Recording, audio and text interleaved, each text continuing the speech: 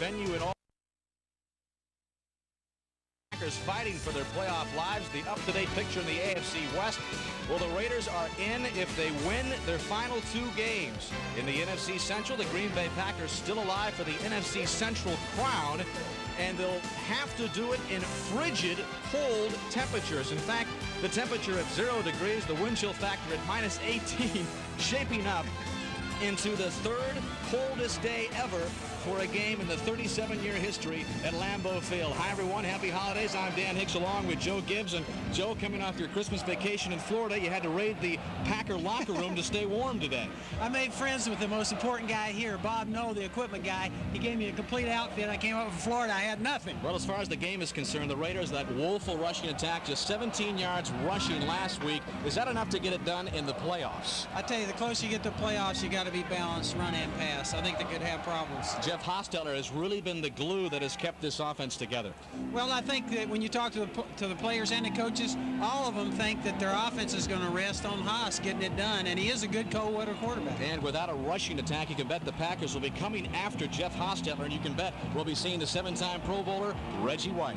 Well, I think Reggie's going to pin his ears back and go for the pass rush. They don't have to worry about the run today. We're also on the verge of some NFL history. Sterling Sharp trying to become the first player in NFL history to record back-to-back 100-catch seasons. In fact, trying to become the first ever to have 2 100-catch seasons.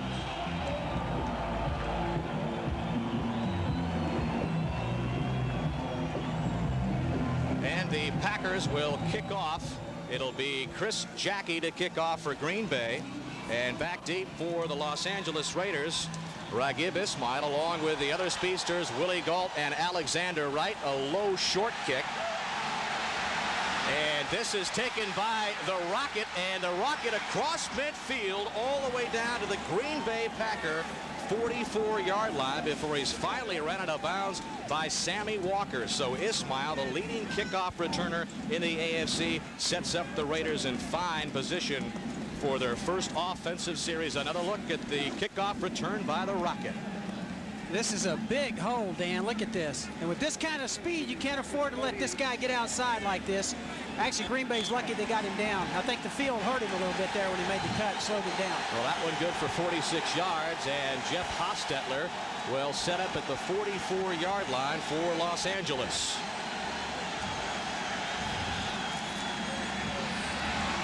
And the first carry of the game goes to Nick Bell, and he'll get no more than 2 or 3. The offense led by Jeff Hostetler, who, by the way, last week broke a 30-year-old Raider mark for rushing touchdowns with his 5th. Up front for him is Perry Wisniewski, Mosbar and Montoya, the veterans, and the right tackle Bruce Wilkerson.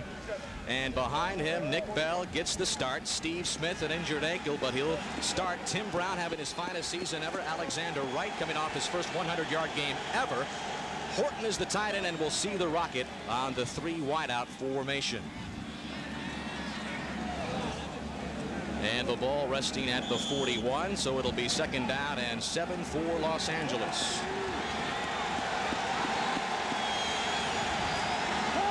And Hostetler to the air for the first time. On the far side, he's got Tim Brown, and Brown had a look at the first down marker, but he was run back by Terrell Buckley, the left cornerback. Yeah, actually, Buckley did a heck of a job there because they're just going to wind up with about a 3rd down and short here where he had a chance to get the first down there. It was a good tackle, good heads-up tackle on the outside. Front 7 for the Packers. Reggie White turned 32 last Sunday, says he's playing his finest football ever. Wayne Simmons gets the start. It's a depleted linebacking core for the Packers. Holland and Bennett also at linebacker, and the secondary, George Teague, the free safety, is the rookie in this secondary. And this carry this time to Nick Bell, driven back by John Yurkovich, the nose tackle for Green Bay, and that'll bring up 4th down. And we could see Jeff Jager come in for a field goal attempt. A big decision here, Dan. I think they could be hesitating on the sideline. Art Shell saying, do we go for it here? And here comes Jeff Gossett. And he will line up in punt formation back close to midfield. So on 4th and a long yard, the Raiders will try to pin back the Packers. And we saw the Achilles heels of the Raiders not being able to rush that football right there. Is already showing up in the game. Mike Pryor is the deep back for the Packers, and he'll let this one roll into the end zone. So Green Bay will get its first shot, 1st and 10 from the 20. Brett Favre is the quarterback for season. Ed West filling in for the injured Jackie Harris at tight end. And the Packers' first play from scrimmage is Darrell Thompson, and Thompson may have gotten a yard. The Raiders come in the 3rd-ranked defense in the NFL, led by the veteran Howie Long. The rising star, 2nd-year player out of Clemson, is Chester McLaughlin. The linebackers Wallace Kelly and Winston Moss. Moss, the leading tackler. And in the secondary, they're led by Terry McDaniel. His 5 interceptions leads this unit, and the Raiders #1 against the pass in the NFL, and they'll bring in Torrin Dorn as the nickel back. 2nd down and 8 for Green Bay, and the pitch is to Edgar Bennett. And Bennett gets up to about the 25-yard line before he's brought down by Nolan Harrison. It's going to be very important for him not to turn the ball over. 3rd down and 5 as you look at the numbers for Brett Favre. Good completion rate at over 61%. And he'll pass on the 3rd down. And this one complete to Darrell Thompson. Thompson pretty much no gain there. Maybe got a yard, but that will bring up 4th down and the punting unit for Green Bay. Ryan Wagner will come on to punt it away. This is a gamble, this kind of a call, because it's a screen and you have one man in the route, Dan. In this case, it's just one guy that Favre has a chance to throw to. In this case, an under screen. And the Raiders, in this case, were playing man-to-man, went right with him and made the tackle. And you'd like to have a zone defense when you have that call and have the Raiders drop him back and get your lineman in front of your back. Well, there is Tim Brown for the Los Angeles Raiders, the all-time punt return leader for Los Angeles, and has a chance at the 39. Gets some blocks at about the 45 and gets it up to the 49-yard line, where the Raiders will have their 2nd offensive series. Opening moments at Lambeau Field. We are scoreless. Saving the temperatures, 0 degrees at kickoff, -18 wind chill, and I guess when it's this cold, Joe, you that was Ditka. Wasn't that Ditka? Oh no. Okay. You're got to be as creative as you possibly can. The coldest game, of course, in Lambeau Field history back in 1967, the Ice Bowl. It was -35 degrees back in 1990, so this would go down as the 3rd coldest game in the history of Lambeau Field, which has been here for 37 years. 1st down and 10. Hostetler's pass is knocked down at the line of scrimmage by Reggie White. You know, Reggie, they'll be moving him all over the place. Of course, one of the keys and the big story in the offseason with free agency, and certainly I think in this case, Green Bay got their money's worth. I don't care what they pay this guy, he's worth it. Here he is, really kind of stopped on the pass rush, comes back around and bats the ball down. You know, all those years, Dan, I was on that sideline. I used to fake it and say, hey, guys, come on out there, Redskin weather. I'll tell you what, many times I'm sitting there going, I am freezing to death. How are they doing this? 2nd and 10 for the Raiders.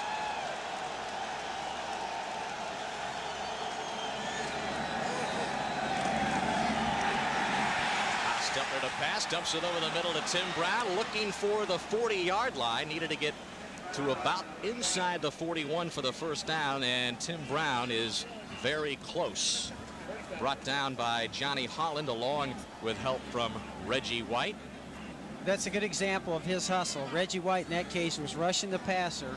The ball's dropped. This guy never says quit. Turns around and watch him come all the way back in here and get on the tackle. That's the kind of heart this guy has, and that's what he has a way of exuding to the rest of the players. Reggie White turned 32 years old last Sunday, and indeed a 1st and 10 for the Raiders from the Packer 40. And this is Nick Bell, and Nick Bell may have gotten a yard, but that is all. And we've mentioned the depleted running game of the Los Angeles Raiders. Nick Bell now the featured back, the starter. The leading rusher, rookie Greg Robinson, out after knee surgery to repair torn cartilage he suffered 3 weeks ago in Buffalo. And so without Robinson, Nick Bell has been pressed into service. And this is a man that has been injured, has missed 6 games this year. So it's been a slow start for Nick Bell in the starting role. Yeah, I sense the Raiders would like to show some running game. When we talked to some of their offensive linemen, and they said they're taking bigger splits today to try and get a running game going. Hostetler to pass. Looking downfield, and this one in the vicinity of Alexander Wright. Basically, Dan, what they were trying to say, the offensive linemen, they felt like they've been tightening their splits up, and what they were going to do for this game is try and take a wider split, and with the field being as slick as it is, just kind of come off and zone block a lot today to try and get the running game going. So far, though, they've had very little success with it. And Alexander Wright not having a chance at all at that, so that'll bring up 3rd down and 10 for Los Angeles. The ball at the 40-yard line of Green Bay. Not the kind of situation the Raiders wanted to be in. 3rd and long, a flag on the play as Hostetler was pressured. A pass intended for Bell out of the backfield, and Hostetler hitting that frozen tundra very hard at about the 45. We were talking to Art Shell last night, and he was saying that, you know, we talked about, hey, you're not being able to rush the football very well. Let's listen to the call here.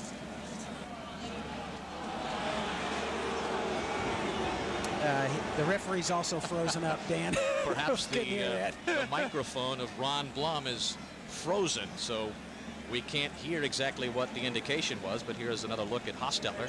Excellent pass rush. And you see the pressure here by Green Bay.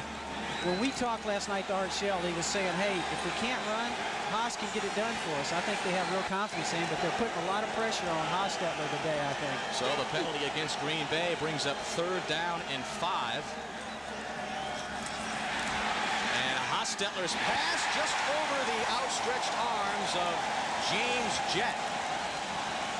Incomplete. That will bring up 4th down, and once again, Gossett will come on to punt it away for the Raiders.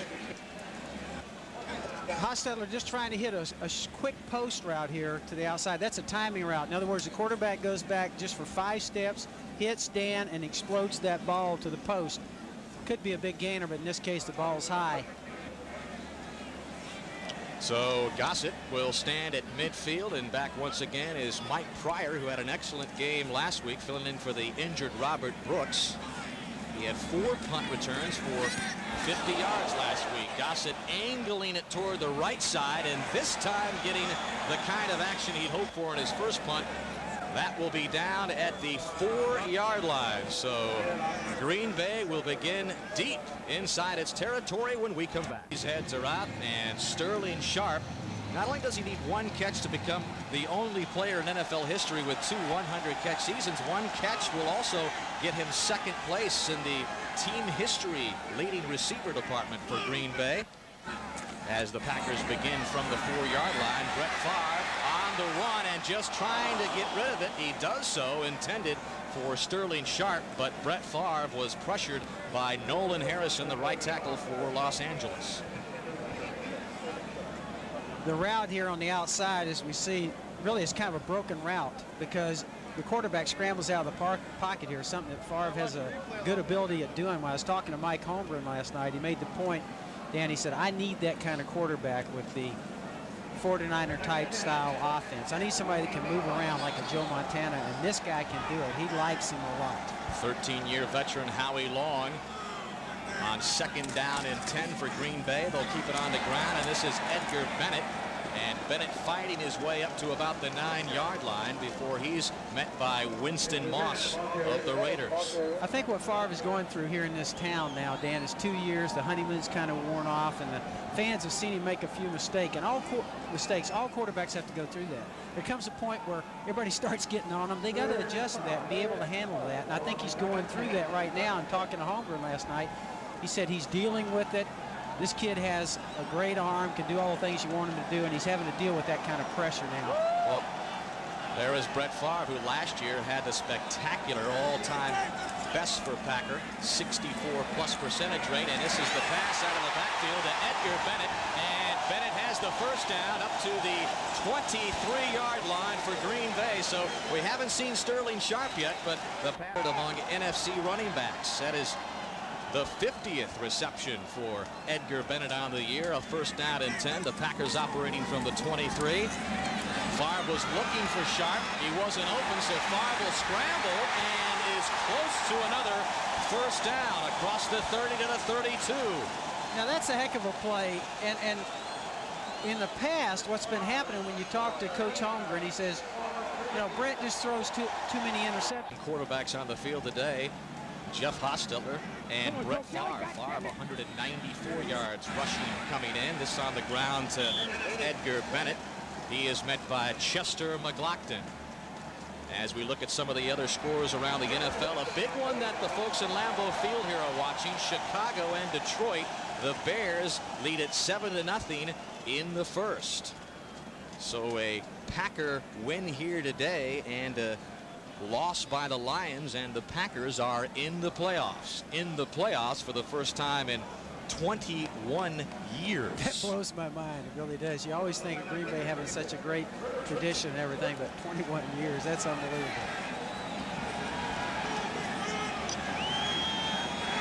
So 1st and 10 from the 34. And Favre's pass intended for Ed West, the tight end, and a flag on the play. It was Joe Kelly who was all over Ed West. Yeah, I think we could see that very easily from up here. I'm surprised it took that long to throw the flag. And indeed, they get tough when teams that play them come to town, and so it becomes a physical battle, and everybody looks at the Raiders as being guys that gives a lot of penalties, and it carries over. Flagged 12 times for over 100 yards last week. Darrell Thompson gets the call on 1st and 10, and let's take our first visit to our New York studios, the warm studio. All right, Jim, we understand the coldest day ever for a football game in Buffalo, and 0 degrees, minus 18 wind chill factor here. 2nd and 8. Favre has Sterling Sharp, and Sterling Sharp has the record. Catch number 100 for Sterling Sharp, the first player in NFL history to have 2 100-catch seasons, and they will stop the game for a moment or two to honor Sterling Sharp and give him the game ball. I had experience like this, Dan, with Art Monk. 2 similar type guys here, Art Monk, and we stopped the game and gave him the ball, 106 catches. Can you believe it, though, that this guy is going to do it back-to-back, over 100 catches? That is an amazing accomplishment, and certainly he deserves everything that he gets today. And like I said, this team is not loaded with talented receivers from the standpoint the other team knows they're going to be looking for Sterling. What's he get it on? A fade route. A heck of a throw here by Favre, getting the ball up over the top. It's just press coverage with a fade. So the historic catch by Sharp sets up the Packers at the 35, and Edgar Bennett gets the 1st and 10 call, and a lot of milestones.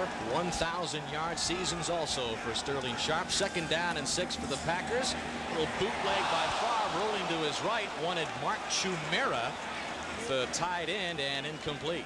As we look at the record, you're going to see that really the Raiders and their style of play is pressed on the outside. That's what they're doing. They're pressing Sterling Sharp. He does a good job of getting around the cornerback. Favre puts it up over the top. That's the kind of throw that you need against press coverage.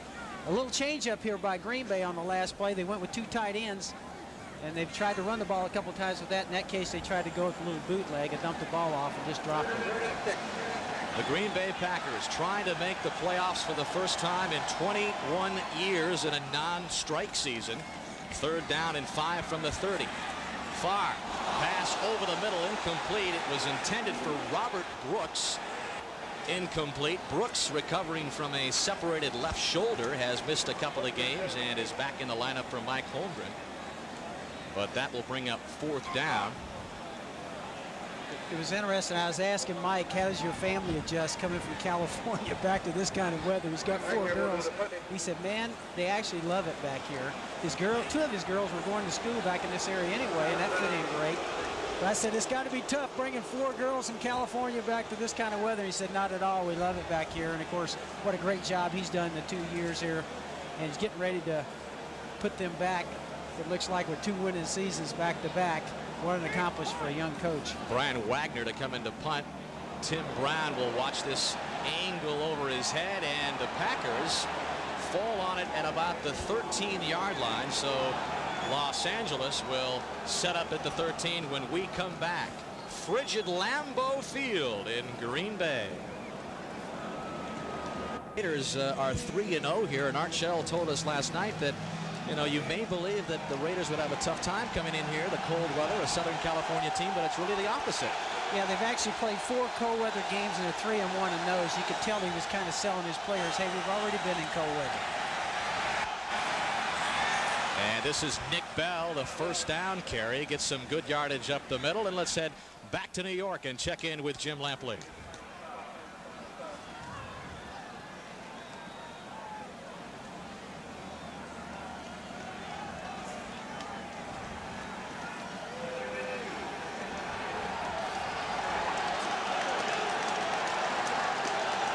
Jim, a swift-moving first quarter here. 3 minutes and 30 seconds left.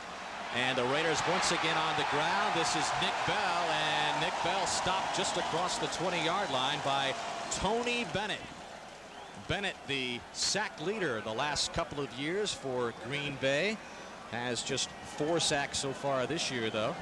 Yeah, this is a little counter play with Nick Bell. Now, what you're going to see, it comes down to times just like this, Dan. Games boil down to key plays. 3rd down normally is the key. 3rd down 2 to 6 area.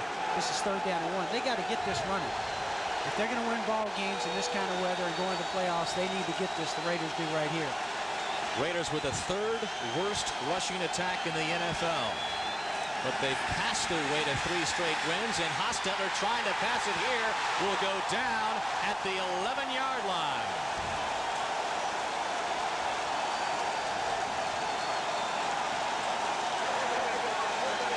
It was Johnny Holland and John Yurkovich that sacked Jeff Hostetler. And I think ball and pound it on 3rd and 1.5 and get it.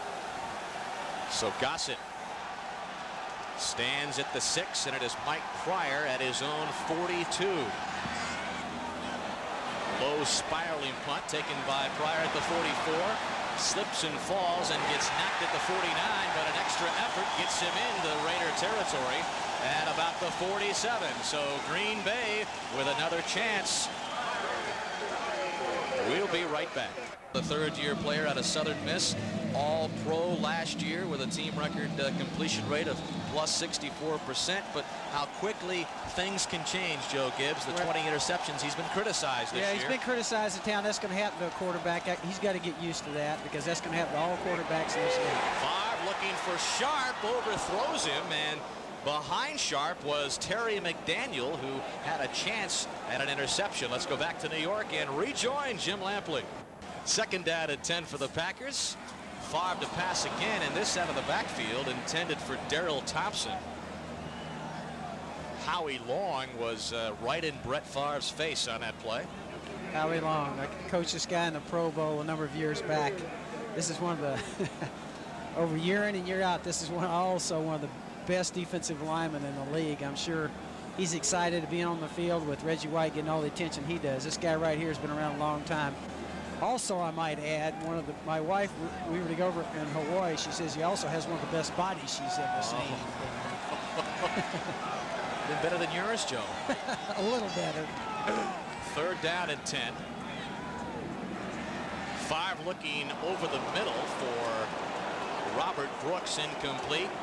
So both teams having difficulty with any sustained drives. So the Packers will punt it away once again. Brian Wagner comes onto the field for Mike Holmgren. Holmgren in his 2nd year for Green Bay, coming off last year's record of 9-7 as the Packers just missed the playoffs. And Holmgren becoming the 3rd coach in the 74-year history of the organization to have a winning season. So a big year by Holmgren last year in his debut, and looking for the ultimate playoff berth this year. And a very poor punt as Tim Brown has to come up to the 25, never even got a shot at it, and it's out of bounds at the 26. So not a good punt at all by Brian Wagner. Well, New Year's Day, don't miss champ time. Don't miss it. I think Wagner's punt, that was caused for the fact he was trying to sideline kick. Those are very hard to do, Dan, and he got it off the side of his foot. So the Raiders begin at the 25, and this is Nick Bell, who gets 4 yards up to the 29-yard line. The 17 yards rushing last week by the Raiders, their lowest output since moving to Los Angeles 12 years ago, a season low, so the rushing attack really hit rock bottom. A little draw play here, and you see a good pursuit by all the Packers getting to the ball.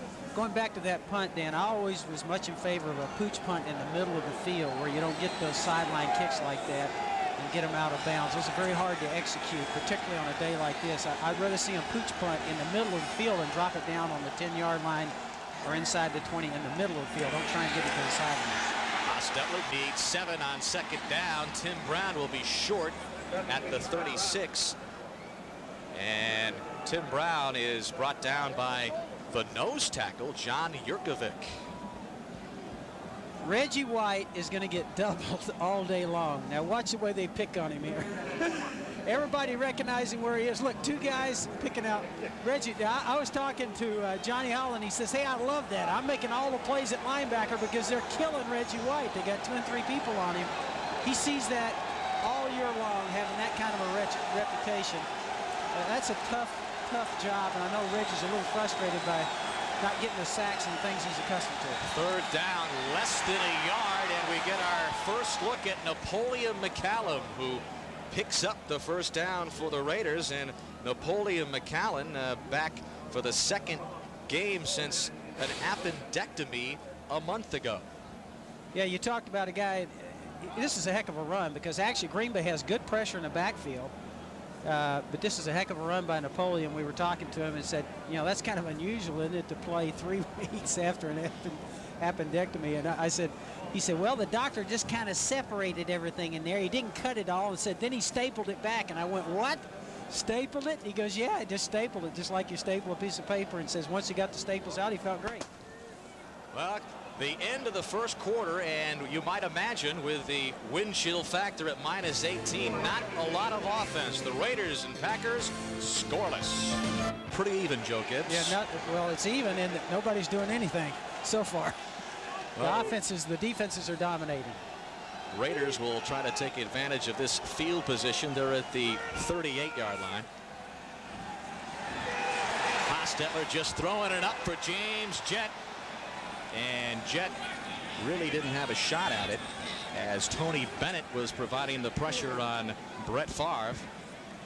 Actually, what we saw here was a shift right before the snap of the ball, and Reggie White, in this case, and they do move Reggie all over the place, a late shift and put him right over the center. And if we take a look at Reggie right in this position right here over the center, he shifted in late. He came in that position. They cover both guards, trying to get pressure with him going up the middle. So that's an example of moving Reggie White all over the place to try and keep him from getting doubled, Dan. And the incompletion bringing up 2nd down and 10.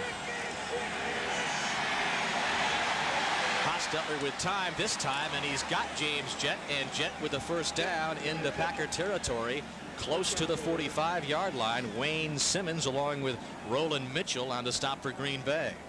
Hostetler has definitely been brought along the right way. When you play in New York with the Giants, this guy's had a lot of practice in bad weather. This is simply just a little curl route. Both receivers turn it inside, very effective on zone. And that's what the Packers were caught in there. But Hostetler, I've been up to New York with 50-mile-an-hour winds in our face. This guy is practicing it year in and year out. I had quarterbacks like Joe Theismann. They're just good in bad weather. This is one of the quarterbacks that's good in bad weather right here. Jeff Hostetler. And we'll keep it on the ground, and this time it is Tyrone Montgomery getting his first carry of the game. And we talked to Art Shell last night, and he said we'd see more of the undrafted free agent from Ole Miss, and Montgomery picks up a couple, and Johnny Holland on the stop for Green Bay. Talked to Johnny Holland for a long time yesterday, and he was the one telling us that that's a heck of a play there. He said, I love the fact that Reggie White's up there in front of me. He gets so much attention, and he keeps everything off of me. And he actually had 17 tackles 2 weeks ago. A career high for Johnny Holland, who leads the team with a total of 119, 2nd down and 8. There's Reggie White shifting back to the nose man again. And a pass by Hostetler is intercepted. George Teague with some running room on the far side. And finally brought down by the Raiders at the 42. Reggie White provided the pressure, and the rookie out of Alabama. And a nifty 21-yard interception return for the rookie out of Alabama. This is Darrell Thompson, and he is nowhere and probably lost a yard. Anthony Smith, the fourth-year former #1 pick out of Arizona, brings him down for the loss. Now, we had showed Reggie shifting in there on a previous play and showed you with him lined up right over the center. That's what happens when you can't double Reggie White right there. It was a late shift. They couldn't get two guys on him. That's why everybody tries to double him. He's the best in the league at overpound. This guy weighs 295 pounds and runs 4.6. I've seen him pick off balls and come running by me on the sideline against us, and I said, man, our backs can't run that fast. Well, he says, Joe, that he's playing better now than even in his 21-sack year back in 1987. Favre on the run and dragged down by Howie Long. The 6th sack of the season for the 13-year veteran out of Villanova. Well, Reggie White makes a play. Howie Long comes back and makes a play. We're seeing two of the premier linemen in the league, and you're seeing them go after it here today, and the defenses are dominating so far. That is the 84th sack of Howie Long's career, and that is 5th among active players. This guy gets off the ball so fast, Dan. Sometimes we think he's offsides when you're standing on the sidelines. You complain to the referees. You get the film out, and he's right on the ball. So all of a sudden, 3rd down and 19. The ball squarely at midfield. Favre with a quick chance across the middle, looking for Robert Brooks. That is incomplete. And the boos cascading here at Lambeau Field as the Pack will punt it away on 4th and 19. You don't like to see, if you're Mike Holmgren, the fact that Green Bay has had several good field position chances here and have not done anything with it. You don't like to see that. So Brian Wagner will punt away for the 4th time. Tim Brown, hands in the hand warmer, waiting at the 15. And an excellent punt by Wagner. Brown calling for the fair catch at the 11. So Los Angeles will begin there when we come back. Scoreless, 11:47 left in the first half. Still alive for the Central Division title. Green Bay, if they win their last 2, they will win the NFC Central. They can also gain a playoff berth today with a win and some help. And it's amazing, Joe Gibbs, how those palm trees just sprout up in this weather at Lambeau Field. Yeah, how do they do that? Fumble by Nick Bell. And it appears the Raiders recovered. I don't think Bell really got the ball there on the exchange. It was a bad exchange. I tell you what, that is dangerous right there. A turnover on the 10. That could be big. It looked like the tight end, Ethan Horton, recovered the fumble by Bell. Yeah, he actually had the ball. Good pocket there. It just is great camera work. We see the ball just kind of squirt out when we got that line of scrimmage. Well, no loss on the play, and that'll bring up 2nd down and 10. The ball at the 12-yard line. Scoreless game, 11 minutes left in the first half. Hostetler's pass complete to Nick Bell. No, they're saying it was incomplete. And Bell was really popped by George Teague, who just a moment ago picked up an interception. You get a feeling in talking to the Raiders, Dan, that as we look at the replay here, that they feel like that the league somehow gets them in cold weather about this time of year every year. And certainly we think back to the Pittsburgh games with the Raiders and when John Madden was there and games like that. So there is a little bit of a tradition of that. And I was talking to Al Davis, and he goes, it's not fair. He says, I don't think it's fair that we wind up in some of these places at the end of the year every year. And what's really tough for them is coming west coast to the east. They're actually playing at 10 o'clock their time. 3rd and 10. Hostetler pressured, and he'll go down by John Yurkovich.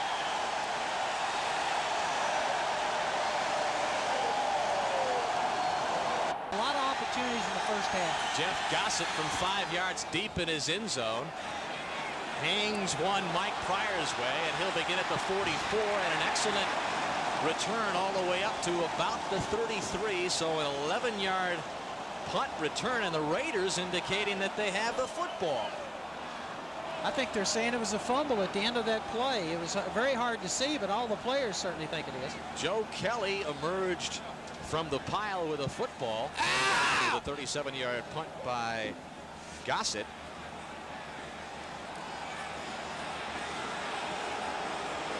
We have a huddle by the referees this time.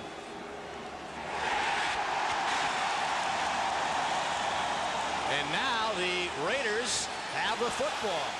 The ball is ruled a fumble, recovered by Los Angeles. So indeed a fumble by Mike Pryor, and the Raiders have it in pretty good field position at the 34. What a turn of events here. We'll take a look and see if we can see the ball come out. It's really hard to see from this angle. Indeed, the ball popped loose from Mike Pryor, so the Raiders with another chance when we come back. By Dan Turk, number 67 on Mike Pryor. And you can actually see him laying on the ground, and all of a sudden he turns around and the ball's there. It's a Christmas present. Yeah, the local boy, Dan Turk, in his 9th year out of Wisconsin. The 4th round pick of the Steelers back in 1985. As Nick Bell gets the carry on 1st and 10 for Los Angeles. Still not making much rushing, but you know, we were talking to Art Shell and we said, Art, what'd you do about Christmas? He said, hey, look, we're going to get our Christmas presents today, meaning today in this game. I think they just got one, by the way. But he said, hey, in a football player and coach's life, there's not a lot of room for Christmas. You're traveling. And but he said, hey, I sold our guys on the fact, hey, we get our Christmas present today, a victory over Green Bay. He also told us that he feels the Raiders had better preparation for this cold weather weekend because they were able to get some good practices in the balmy weather. And Hostetler trying to call a timeout before the play clock expired, but he is very frustrated. He's been frustrated about the move from 45 seconds to 40 all year long. We've been talking about that, Dan, and we said it hurts the offense, and he verified that last night, and he said, I don't have time to audible. Again by Reggie White going inside that we talked about. Hostetler now wants to audible, but the clock is run down, and he said that's one of the things that's killing them, is with the 40-second clock, and we've talked about that all year. I think it's hurt the offenses. Hostetler was able to get the timeout just before the play clock expired. He was looking for Ethan Horton, and an excellent defensive play by Leroy Butler, the strong safety for Green Bay, and the 4th-year player out of Florida State. As we take a look at the route, the strong safeties many times in man-to-man coverage with the Raiders play a lot in their contrasting style of play. A lot of times they're man-to-man. The strong safety, in this case, Leroy Butler, will normally be assigned to tight end. He did a heck of a job there. And that ball was not crisply thrown, I don't think, either by Hostetler in that case, and allowed him to slap the ball down. Those 6 interceptions for Butler, second in the NFC, trailing Deion Sanders of Atlanta. 3rd down and 9. Hostetler looking to go to the air, wobbling right in and out of the hands of Butler, who had an excellent shot at interception number 7. But Hostetler feeling the heat once again from the Packer defensive front. Jurkovic putting the pressure on Hostetler. Yeah, we take a look at this ball. Again, the pressure inside is what's causing Hostetler to throw off balance here. You can see he didn't get everything on that, Dan. That thing came down like a punt. I guess that's the reason why secondary guys play secondary. They don't have great hands in that case. That's what we always said. They're fast. They can do all those things. They can't catch the ball as receivers, so let's put them as DBs. So once again, Art Shell's offense forced to punt. Gossett to put it in the air for the 5th time. This is a low line driver. And Mike Pryor all the way to the far side of the field, watches it go out of bounds close to the 20. So Green Bay will have another chance on offense when we come back. Scoreless, 9 minutes left. Winter clothing there on the Packers sidelines is a heater. There it is. We just saw the flames flickering out from underneath there, Joe. We could use one up here in the booth. Yes, we could. Packers 1st and 10, just shy of the 20, and Favre will go down. The sack made by Nolan Harrison, and for Nolan Harrison, his 3rd sack of the season. Dan, we brought a football team up here. It was one of the coldest days I've ever been in. Doug Williams was our quarterback. He'd never been any place but Louisiana, Tampa, and Phoenix in his career. We brought him up here, and luckily he was our backup quarterback. It would have taken a crowbar to get him off that heater. He was over there all day, and I said, man, if that guy's got to play, we're in trouble. Thank goodness Jay Schrader played, and we did win the game 10-7. Loss of 5 on the sack by Nolan Harrison. 2nd and 15, 5 to the air. And he's got Sterling Sharp. Sterling Sharp looking for the first down marker. He'll be shy of it. And that'll bring up 3rd down and 1. Derek Hoskins, the strong safety, made the stop. You get the feeling the farther we go, the quarterbacks are going to be the key here because neither team's run the ball very well. This is that little stop route on the outside. Good timing by Favre in this case with Sharp, and bangs it there. It's hard to stop if you're in zone. We've seen both teams use it today. Sterling Sharp, we mentioned, and saw the historic catch. Another milestone added to his resume as he's now extended the Packer record 86 straight games with a reception. They were trying to go to him again, and Sterling Sharp did not like the coverage applied by Joe Kelly of the Raiders.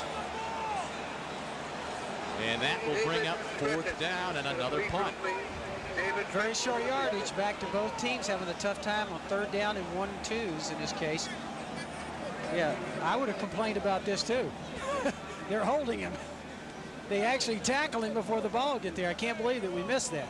Actually, it was Winston Moss that was all over the back of Sterling Sharp. And once again, Wagner, this time from the 15. This is becoming a familiar scene. Line drive punt. Tim Brown from the 29. And Brown will get up to the 33. A 4-yard return by Tim Brown and a 44-yard punt by Wagner. Well, next Sunday, NBC. So cold. First time up here. It's amazing the way players adjust that, Dan, over a period of time. He came back and played some great games in cold weather later on. Raiders from the 32.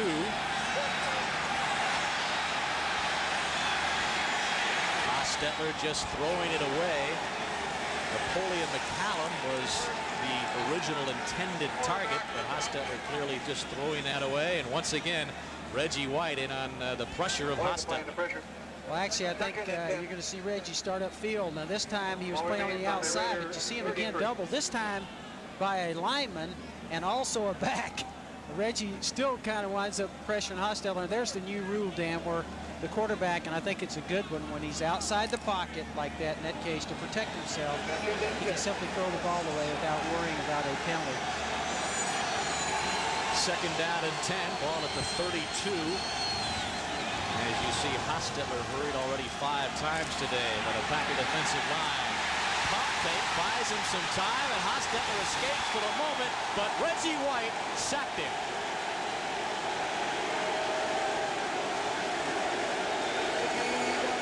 Both defenses are dominating, and we've seen both lines make excellent plays. Howie Long for the Raiders, and now Reggie White and his buddies several times. Here's the pressure up the middle. A real good pass rusher is relentless. He never stops, and that's what you see there, Dan. The guys with that kind of heart that never know when to quit, those are the guys that eventually get sacks. You rarely get them on the first move. 11.5 sacks for Reggie White. He became the all-time NFL sack leader earlier this year versus the Chicago Bears. 3rd and 19 for the Raiders. Hostetler trying to dump it over to the middle for Nick Bell, and that will bring up 4th down. A little middle screen there was actually a very good call. I thought the Raiders would get called for holding there because they grabbed a couple of the Packer linemen in that case. But what's happening here without the rushing game by the Raiders, the Green Bay is really simply just rushing the passer and getting tremendous pressure on Hostetler. This is what happens when you don't get a good running game going. You see the screen was set up there fairly decent. I'll tell you, there's no doubt why they're paying Reggie White $4.25 million a year. We're getting a good indication of that today in minus 18-degree wind chill as Mike Pryor escapes one Raider, and he'll go back across the field for a gain of maybe 1 on the return. 45-yard punt by the Raiders. Coming up on the Domino's Pizza NFL. Certainly gives that to you. Here are the Packers on the ground. Edgar Bennett gets the first down carry, and by the looks of things, Joe, unless somebody like a Sterling Sharp or one of the speedy receivers for the Raiders gets away, it's shaping up into a scoreless first half. Yeah, I think what's happened here, both teams having a tough time moving the football. It makes them one-dimensional. Both these defenses, of course, are playing extremely well. The weather's also hurt the offenses, but without them rushing the football, either offense, we're getting into a defensive battle here. Somebody's going to make a big play here at some point. First time that those two coaches have squared off. Holmgren and Art Shell. Brett Favre to the air, and he's got Edgar Bennett, and Bennett, I believe, picked up the first down all the way up to the 43. Favre's done a good job of finding his back there as secondary receiver. Brett Favre trying to become the second Packer in history to post 2 3,000-yard passing seasons. You saw the numbers there. He came into the game just about 77 yards shy of the 3,000-yard mark. And if he gets that 77-yard total. Talent.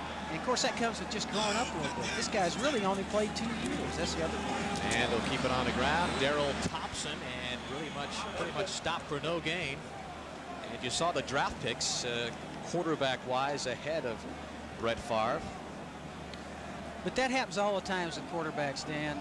You know, we see Joe Montana is the 3rd-round draft choice. Joe Theismann. Because it's hard to evaluate these guys in a pro atmosphere. You get them up here, you work with them over a period of time, and they mature and blossom. 3rd down and 9 for Favre, looking for Sterling Sharp. And a nice defensive play by Terry McDaniel. McDaniel coming off his first Pro Bowl last year. Swatted that one away and forces the Packers to punt again. Terry McDaniel, the former #1 pick out of Tennessee, with a nice play.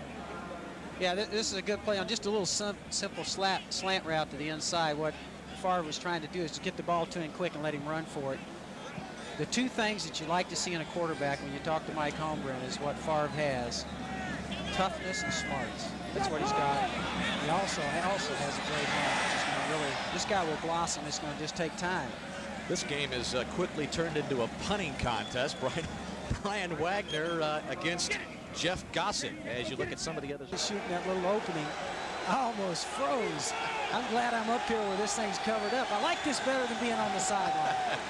1st and 10, Raiders from the 19, and the pass complete to the far side. This is the tight end, Ethan Horton.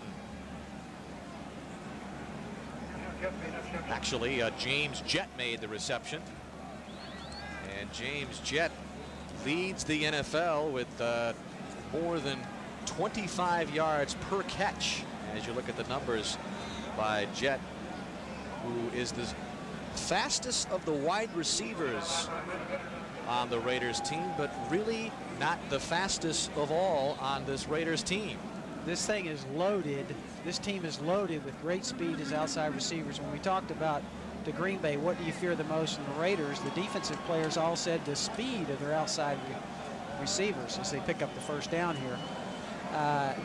But that has been Al Davis's modus of operation from the very beginning. He loves speed on his outside receivers. And there is a look at the speed. James Trapp is a cornerback, and he is the fastest, outdistancing all of those Raider wide receiver burners. The ball at the 29, 1st and 10 for the Raiders. Trying to get something going on offense.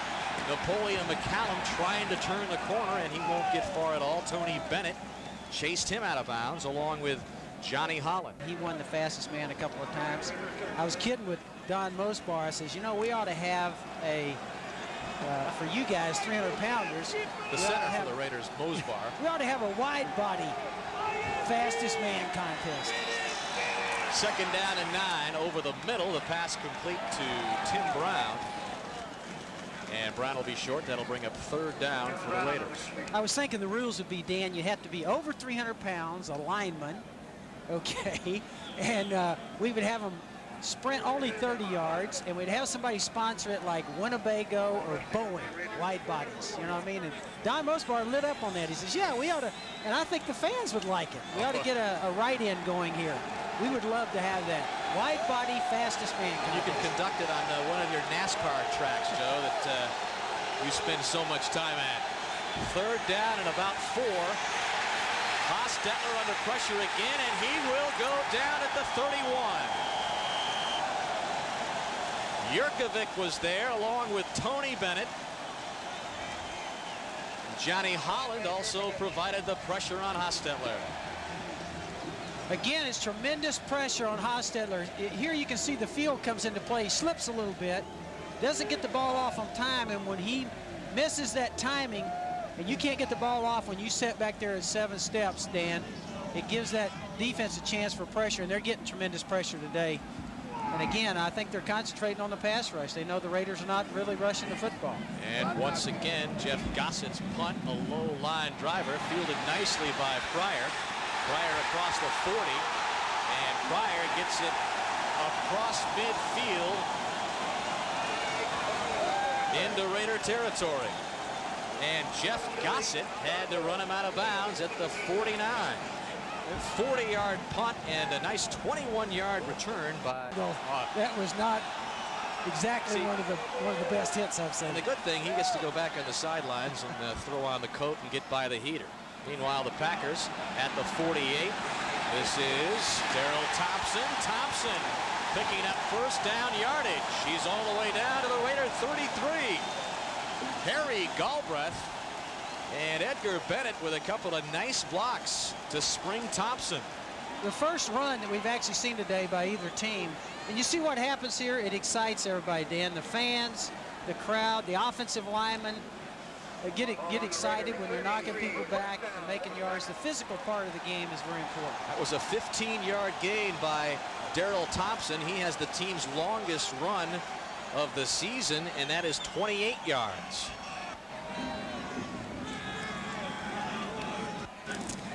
Approaching the 2-minute warning of the first half. This is Darrell Thompson again, and he gets it up to the 30-yard line. But if the 28-yard run for the longest run of the year stands for Thompson, it would be the shortest, longest run in wind chill factor. Joe, I got a feeling you're going to keep that on for the rest of the game. 2-minute warning at storied, frigid Lambeau Field. Third coldest game on record. And the near 60,000 fans here that have braved it bundled up. Mentioned not much offense at all. This is Green Bay's deepest penetration in a while at the 30-yard line. Complete to Sterling Sharp, and Sharp with another first down. He is inside the 20.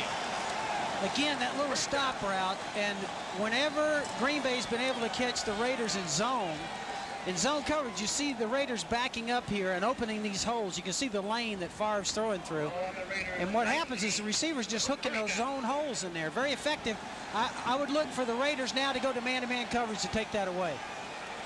Interesting to note, Sterling Sharp has attained all these milestones. He's had a turf toe and tendonitis and left Achilles. It's been an injury-plagued season for him, but nevertheless, he shows up every Sunday, but really hasn't practiced much at all in the past month and a half or so.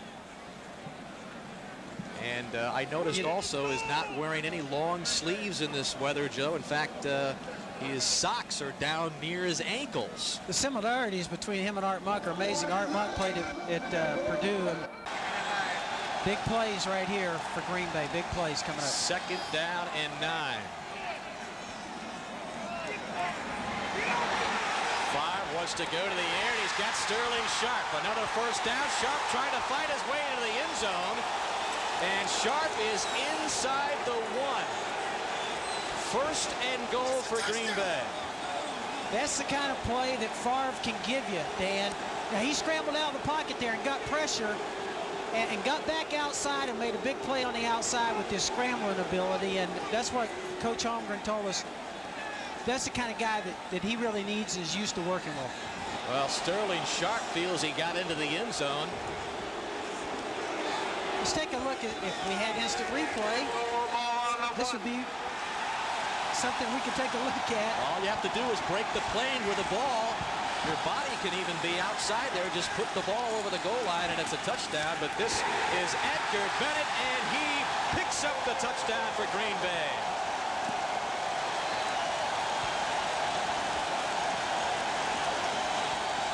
The 8th touchdown of the season for Bennett. And the Packers finally put some points on the board at Lambeau Field.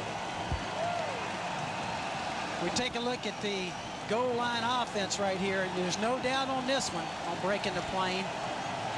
He's all the way in there, 1.5 yards deep with the ball. And I think that they did it the right way there. The Packers, they ran the ball some. They took a couple of shots. It was a good little series there. And I know that they would have been sick to go into halftime with no points, considering the good field position they had several times. And that time they took advantage of it. Excellent surge on the offensive line. Harry Galbraith, the unrestricted free agent from Miami, and Frank Winters, the center, who was taken over for the injured James Campen, also a part of the nice block which sprung Bennett. Chris Jackie's point after attempt is good. And Green Bay, with 1 minute and 1 second left in the first half, has taken a 7-0 lead. Packers try. So we'll have a kick other than a punt finally, as Chris Jackie just sends in a line drive to the 30-yard line.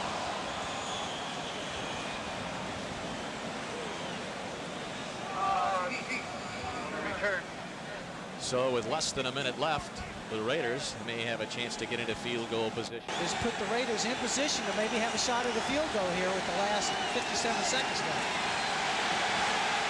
Hostetler to Nick Bell. Bell fumbles the football, and the Packers have it.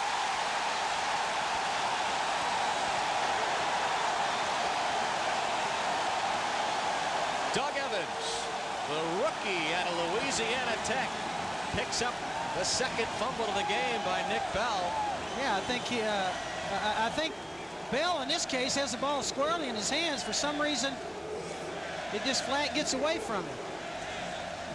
That ball right there is hard to hang on to. That thing is frozen and glazed over a little bit. It's hard to handle a ball like that. That's the reason why a lot of the players are wearing gloves. And I noticed there that Nick Bell does not have any gloves on, did not have any gloves at the time of that fumble, and now he heads to the sidelines, and Gerald Perry, the offensive lineman, consoling Nick Bell, who has given the Packers another chance here. The ball spotted at the 43, less than a minute left.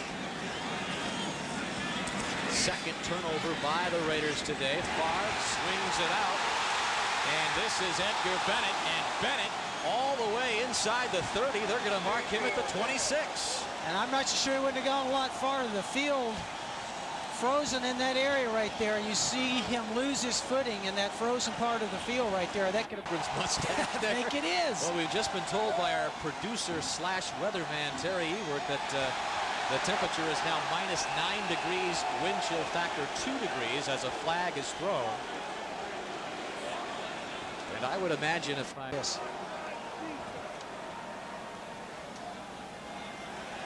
Encroachment, defense, 5 yards. It was big Chester McLaughlin who picks up the encroachment penalty for the Raiders. Now let's take a look and see if anybody on the offense moves. If they do, you see him move, the center step out. That should have been on the offense. That was you can't do that. Frank Winters reaching across the line and tapping Chester McLaughlin on top of the helmet. Favre's pass looking for Sharp. Incomplete. Very ill-advised right there. That in this position right here, Favre should be looking +2. That is a big difference. It's a big difference when it goes minus plus. I mean, you can really tell. Second down and 5 for the Packers. And unable to handle Brett Favre's dump is Edgar Bennett. And that will bring up third down. Out here with 31 seconds left on the clock. There is Chris Jackie warming up on the sidelines. 31 seconds left in the first half. Green Bay already up 7-0, trying to add to that lead as Darrell Thompson gets inside the 20, close to the first down, but that will bring up fourth down for Green Bay. Well, the fans are booing. They don't like the idea that they went with a run, but what they tried to do there is kind of gamble a little bit, catch the Raiders walked off with 4 wide receivers and just pump that thing up inside for a first down. It was a good call. It's just that the Raiders were sharp and made a good play on it. And Green Bay will let the clock run down, probably stop it with 2 seconds left. And they do use their final timeout of the first half, and gives Chris Jacke even more time to keep warming up the leg on the weather like this. It's tough snapping. It's tough holding. It's very tough to get a good plant foot on that frozen turf right here. That's a big deal right in this area. And the Raiders call a timeout there to try and put a little pressure on it. Yes, the Raiders calling timeout to ice Chris Jacke as if he needs to be iced anymore. Small cleated shoe that helps on frozen surfaces. Wagner, the hold is good. Chris Jacke's kick is no good. So as the gun sounds to end the first half, Chris Jacke unsuccessful from 37 yards out. Let's take another look at the hold by Wagner. Actually did a pretty good job. The snap was a little low. We talked about that. That's no piece of cake, Dan. It's a hard to snap, hard to get a hold, hard to get a good kick. The 4-yard line, 7-0 Green Bay at the end of the first half. The only touchdown, the Edgar Bennett 1-yard run coming off the Sterling Sharpe 17-yard reception, what set it up. And this is Marcus Wilson who brings it out for Green Bay. And Green Bay will begin at the 26, 1st and 10. Brett Favre. And the numbers for Brett Favre in the first half, he was 8 of 20 for 104 yards. So Brett Favre has indeed gone over the 3,000-yard passing mark and has become the second Packer in history to post 2 3,000-yard passing seasons. Ball just across the 25, and on first down, Favre to the air, and he is looking for Ed West, who makes the reception. And West brings it all the way down to the 41-yard line, but they're going to mark him down much shorter than that at midfield. 24-yard gain by the veteran Ed West. This is a very tough throw to make. This is a seam route, right up the seam with the tight end. The quarterback's got to have good touch to get it up and over the line and get it down before the secondary has a chance to break on the ball. I tell you, that was a heck of a catch and a heck of a throw. Ed West, the former starter before the emergence of Jackie Harris. Jackie Harris hurting his knee for the second time last week. This is Daryl Thompson, who might have lost a yard, and we'll take our first time out of the second half and head to New York and Jim Lampley. Los Angeles, and the Packers, the ball squarely at midfield for them. 2nd down and 10. That is Sterling and Sharpe in motion to the near side, and he catches the quick hitter from Favre and picks up the first down. He is inside the 40 of the Raiders. And a scuffle is broken out at the 30-yard line. I tell you, the Raiders were involved in a number of scuffles last week in Los Angeles in their game against Tampa Bay when they were penalized some 12 times for over 100 yards. This is an example of just going in motion right here. And really just getting to find a little hole in zone coverage again. We talked to Art Shell about his team, and he said, listen, we've got to keep our composure. We can't get caught up in fights. And that's what's been happening with the Raiders, a lot of penalties. And he said, hey, what I've been preaching is, hey, look, keep your composure, don't hurt the team. And he's exactly right. You can't afford to sacrifice 15 yards, you know, and put your team in bad field position. 5th reception of the game for Sterling Sharpe on the left side. This is Daryl Thompson.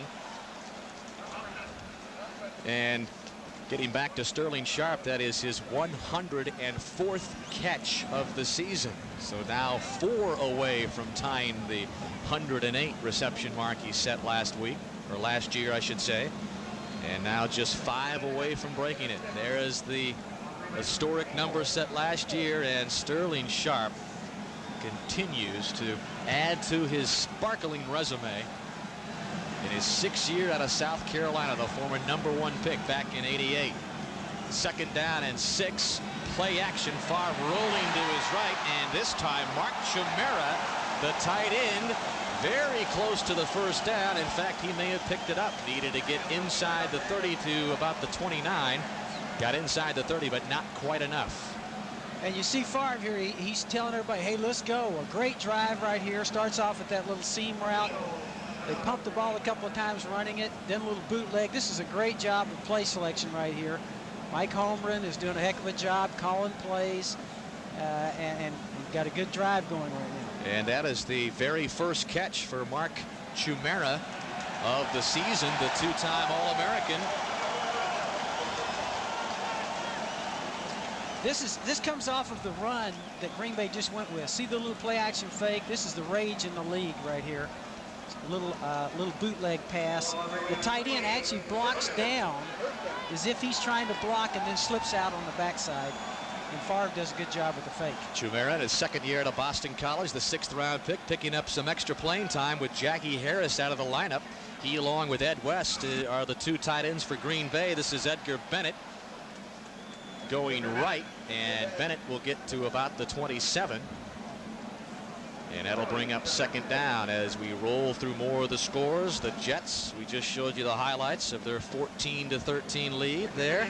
Detroit continuing to hang on to the 10-7 lead over the Chicago Bears at Soldier Field, and Philadelphia leading New Orleans 18-12. New Orleans, another one of those teams which the Packers are watching closely today. And we get a good close-up of some of the Raiders' shoes. You see the different selections that people are going with on the frozen turf today.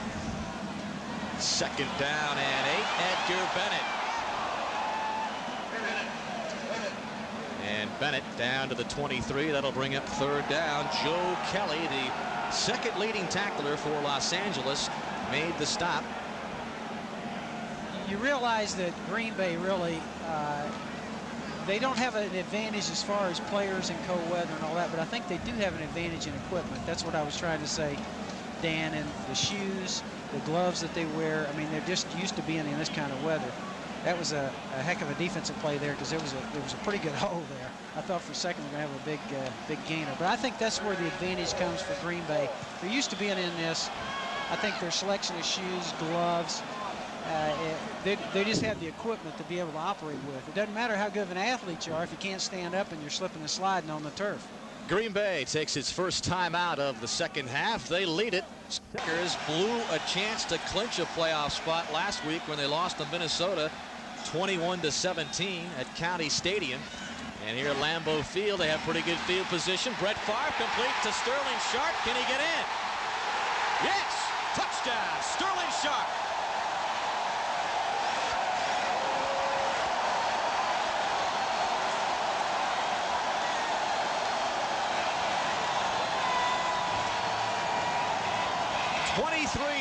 On the strike from Favre to Sharp. Touchdown number 11 on the season for Sharp. I tell you, that was a well-designed play. Sharp, watch him come in motion down here and form a little bunch. See 3 receivers all together, and then he explodes right back to the outside. The defense couldn't react to that. They were in man coverage and couldn't get off of it quick enough to pick it back up in the end and got the ball in the flat. Well, that was Eddie Anderson who had a shot at Sharp, and the reaction from Brett Favre. He likes the call. He's telling the coach, hey, good call. Jackie's point after is good, and Green Bay a step closer to its first playoff berth since 1972. They extend it to 14-0.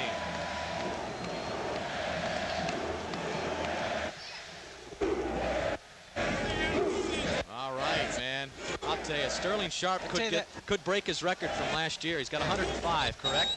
That little route right there was a good little picture of what we call bunch. You know, putting 3 receivers, moving somebody, and getting them in that little cubby, and then bursting back out. Great, thank you. Good shot. 11.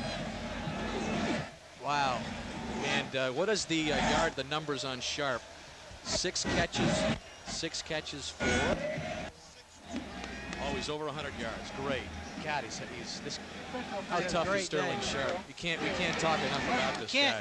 You can't brag too much. I mean, that little route there I like too. That's a little bunch right there. Meanwhile, the Rocket, Raghib Ismail, takes the kickoff return from Jackie, gets it across the 35, but Sterling Sharp, that 23-yard strike puts him over the 100-yard mark for the 5th time this season, 24 career as you look at the scoring drive. And right now, Sterling Sharp has 105 receptions this season. He may get that mark of 108 he set last year and maybe surpass it. Meanwhile, the Raiders, they're also looking for a playoff spot, a wild card spot. They trail it 14-0, 1st and 10 from the 36. And Hostetler feels the pressure. Tony Bennett just ran over Hostetler. 5th sack of the year for Bennett. Green Bay's been good pressure all day anyway, Dan. And now that down 14-0, really, I think Green Bay's just saying, hey, we're not going to worry about the run.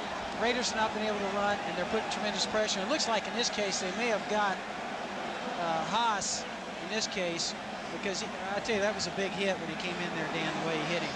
You see Art Shell coming out to check out his quarterback. I was going to say, you don't see Art Shell come out onto the field much at all, but he's out there now as Hostetler is still down. And Vince Evans, the 14-year veteran out of USC, has begun to warm up on the sidelines. We talked about before the game that really we felt like the offense, when you talk to everybody with the Raiders, that it was going to fall on Hostetler's shoulders. And here he's trying to make a play. And see, he just held the ball there, Dan. When you hold the ball that long, and that means that things are covered downfield. And you get your quarterback, anytime you don't go back and right now set, throw, and you start holding that ball and working that ball in your hands like that, the pass. And now Vince Evans, the 38-year-old former 6th-round draft pick of the Chicago Bears back in 1977, will take over for the Raiders in 9 below-degree wind chill factor weather. This is his 8th appearance of the season. He's appeared in 8 games for Los Angeles, but a tall order here.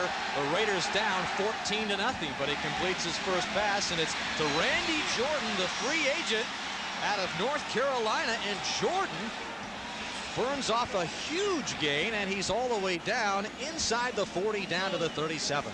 There's 2 kinds of plays you like to use to take off the pressure on the pass rush, Dan. One is the draw. The second one is a screen, and that's exactly what. That's a good call here by the Raiders. They come out knowing that the Packers are going to be pass rushing. Let them come, drop the ball off on a screen. That's going to cause Green Bay now to have to want to play, hey, more cautious, peel an end off, or play some kind of man-to-man coverage. Vince Evans comes off a cold bench, and on his first play from scrimmage, gets the 33-yard connection to Randy Jordan. Just Jordan's 2nd reception of the season. Evans standing in there, and this time he'll go down. Reggie White.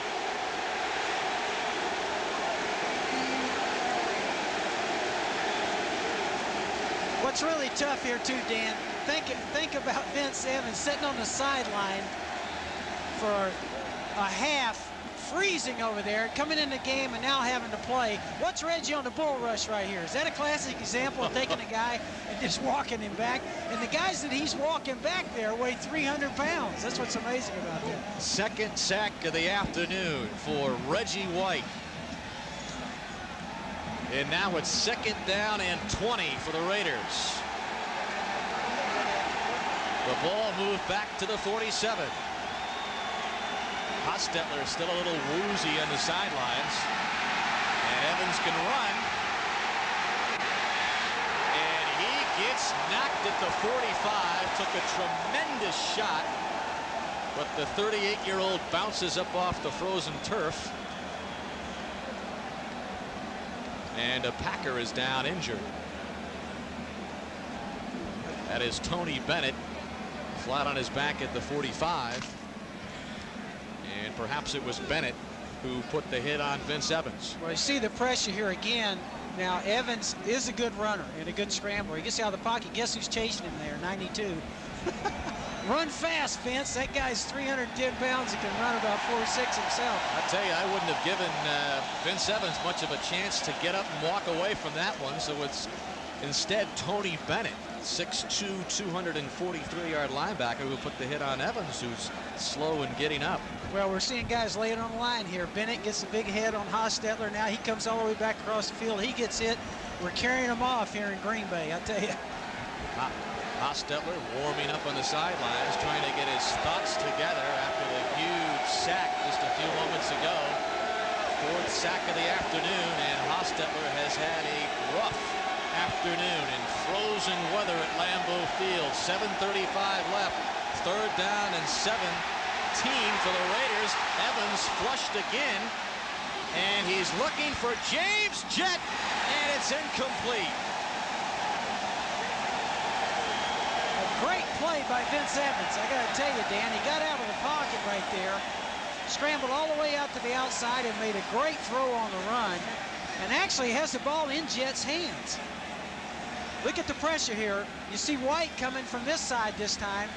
A good job by Vince Evans stepping up and eluding the rush there on Reggie White and making a great throw on the run. I believe the penalty on Vince Evans was that he threw the ball across the line of scrimmage. It's Los Angeles. 5 yards, loss of down. Indeed, that is the call. They lose the down. The penalty of 5 yards, so that brings up 4th and 17. As this sun goes down, Dan, too, you're going to start to see the shadows now are all the way out at almost half to the 50-yard line. As we take a look at Evans here and see if he is across the line of scrimmage. Yep, it looks like he is. A good 2 yards. As this sun goes down, it's going to get colder and colder. This field's going to really ice up as the shadows here and the sun goes down over the stadium. Well, Mike Pryor for Green Bay stands in the shadows at the 10. Jeff Gossett's punt, low spiraling shot that goes out of bounds. And they will mark it at the 17-yard line. 7:19 left in the 3rd quarter. Green Bay up by 14. Watch for the last several moments. Jeff Gossett, the Raider punter, extremely upset on the sidelines. Exactly what he's upset about, we're really not sure. An update from Soldier Field. The Lions and Bears tied at 13. Detroit, along with Green Bay, one of all the teams in the NFC Central, Joe, that still have a shot at the NFC Central crown. Amazing that 4 teams and all the records are so mediocre. It is. You know, when we talk to the coaches, too, like Mike Holmgren and Art Shell, when you talk to them, I can tell you what a coach's mindset is, and that is, look, we got to win 2 games. That's when I asked Mike Holmgren, I says, how do you feel about where you are in the season? He says, we got to win 2 games. That's all you got. That's the only way we're looking at it. Same thing with Art Shell, and that's exactly what's happening in Detroit and Minnesota. Everybody's saying the exact same thing. Well, the Bears just kicked an extra point. They lead it 14-13 now at Soldier Field. And this is Daryl Thompson on the 1st down call, and Thompson gets it close to the 25. Ed West, the tight end, with a nice block, which enabled Thompson to get outside. As we continue to look at some of the other scores, Jets on top of Buffalo. There is the Bear update in the 4th quarter. The Lions tied atop the NFC Central at 8-6 to start the day, and Philadelphia moving beyond New Orleans now 24-19, and that's also one of the games that is significant. If the Packers can win today and a loss or tie for the Saints, Green Bay would be in the playoffs. 2nd down and 3. This is Thompson again, left side, and he'll get across the 25. And let's head back to our NFL Live studios and visit once again with Jim Lampley.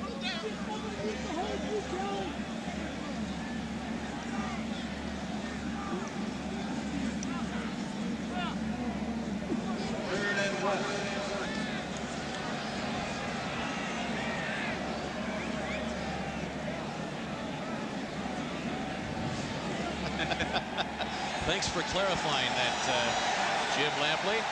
Here at Lambeau Field, the 93 version of the Packers up 14-0. The report on Jeff Hostetler is that he is dizzy and still feeling a little woozy on 3rd down and 1. Daryl Thompson, I believe, is short. of the first down marker for Green Bay. Well, we talked about this is one of the times in the game, this is what we were talking about, when you need to run the football. I mean, you're up 14-0. You won't eat the clock up. You're deep in your own territory. That's the reason why the running game, no matter what we say about passing and the quarterbacks and all that, you need to run the game in December. You need the running game to go in December. And those are the kind of teams that will wind up doing well in the playoffs, ones that they're well balanced and can run. And you've seen several times today that Green Bay's got in trouble, and so are the Raiders on 3rd and shorts. They can't pick it up running. Well, the Packers short of the first down. The Raiders, we mentioned, 25th in the NFL in rushing, and the Packers not much better at 22. Tim Brown calls for the fair catch at the 38. So really 2 rushing attacks, Joe, on the field today that haven't done much at all. Yeah, and I can tell you from Al Davis's mindset, and he is the central thread on this team right here. He's been the one that's gone through that organization for years and years and years. He's a very unusual guy. He's really owner, coach, general manager, a little bit of everything in certain ways. Don't take anything away from their coaching staff.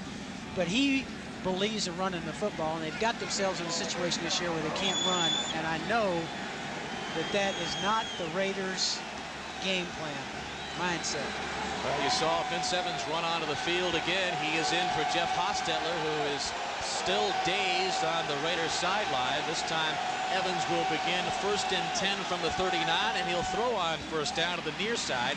Tim Brown looks like he picked up the first down. Needed to get across the 49 close to midfield. Terrell Buckley on the coverage of Tim Brown. You're going to see just a simple hitch route on the outside here.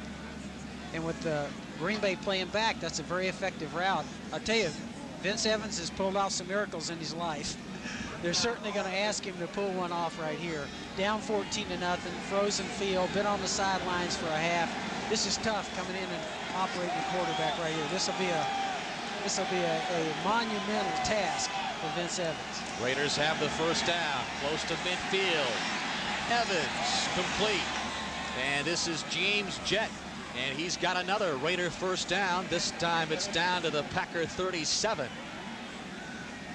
Okay, this is that little stop route that we've been talking about all day. When you play off the way the Green Bay is right here, a very effective route is just down the field and then hook behind the linebacker, and you see him slide on behind the linebackers. We've seen both teams use that route. It's very effective on zone coverage. And Green Bay here's playing fairly cautious right now. They've got a 14-point lead. They're probably going to jump back up, play a little man coverage to take some of those things away from the Raiders. 12-yard pickup for Jett. Evans pressured this time, just throwing it downfield in the vicinity of Tim Brown. But Buckley thought he had an interception and made a valiant effort to pick it off, but it is incomplete. That was a great effort. What a try by Buckley. It sure was. He looked like a receiver right here. Who's the receiver here? Buckley looks like he's played it before. Comes down and the ball's right in his hands, but at the end there he looked like a DB. And Buckley, who was the #1 pick last year out of Florida State, caught a little bit of heat this week. He gave up 2 touchdowns to the Vikings' Chris Carter last week. But he was with Tim Brown step for step right there, the all-time interception leader for the Seminoles. 2nd down and 10, and this is Napoleon McCallum.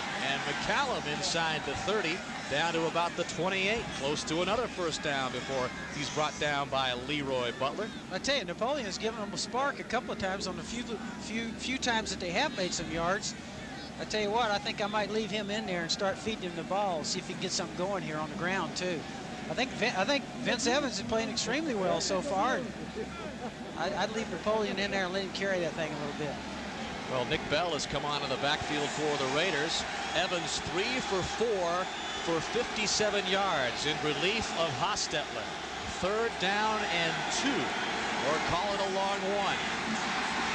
Evans trying to run for the first down, but he'll be sacked, and Tony Bennett picks it up. 2nd of the game, his 6th of the season. Okay, big decision right here now. It's 4th down. What do you do if you're Art Shell right here? You're down 14 points, 2:59 in the 3rd, and you're looking at about a 4th down, 3 or 4. This is why I'm glad I'm up here And Art Shell is down there. If you were down there. He's freezing and got to make decisions like this. If you were down there, what do you do? I think right here you got to go for it. And that's exactly what the Raiders are doing. 4th down and 3.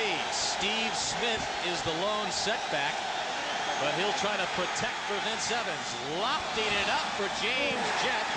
Incomplete. Sammy Walker, the coverage on Jett, and Green Bay will take over on downs with 2 minutes and 31 seconds left in the 3rd. Hey, a guts call here, Dan. Green Bay came up and they went all for nothing. They went with the blitz right there. I'm really surprised at that, and did a heck of a job with it. As we see Green Bay come to the line of scrimmage, watch the 2 linebackers here on the blitz along with the 5 interior rushers. I'm surprised to see that at this point. I tell you, that was a guts call on Green Bay, because they could have given up a quick touchdown right there if Vince Evans hits this. It wasn't that far away. Gutsy call by Green Bay. You got to know when to hold them and when to fold them. That was a good call by the defensive coaches there, taking a chance, made it pay off. Green Bay has sacked the Raider quarterbacks already 6 times today. Favre rolling to his right, and unable to make the reception at the 45 was Ed West. So that'll bring up 2nd down and 10 for Green Bay. 2:26 left in the 3rd. Green Bay up 14-0. I think what you like to do here is run the football. And I think the other thing that the running game gives you, Dan, is you don't have the incompletions like we saw right there and stop that clock. I mean, when you got that ball run and you're rushing with it, the clock continues to run, and that's what Green Bay would like to have happen right now. Eat that clock away. I know it seems like forever for Mike Holmes, but this 3rd quarter's gone on forever. 2nd down and 10. This is Thompson trying to turn the corner on the far side. He'll get up to the 32. The update on injured quarterback Jeff Hostetler, a concussion, and he will continue to be evaluated.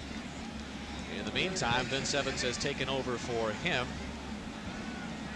So we'll see if it's left up to Vince Evans for the remainder of this game to try to get the Raiders a crucial win here. Art Shell needs a win here. It's not that they're out of it if they lose today, but their 6-5 conference record really puts them in jeopardy if they drop one of their last 2 games.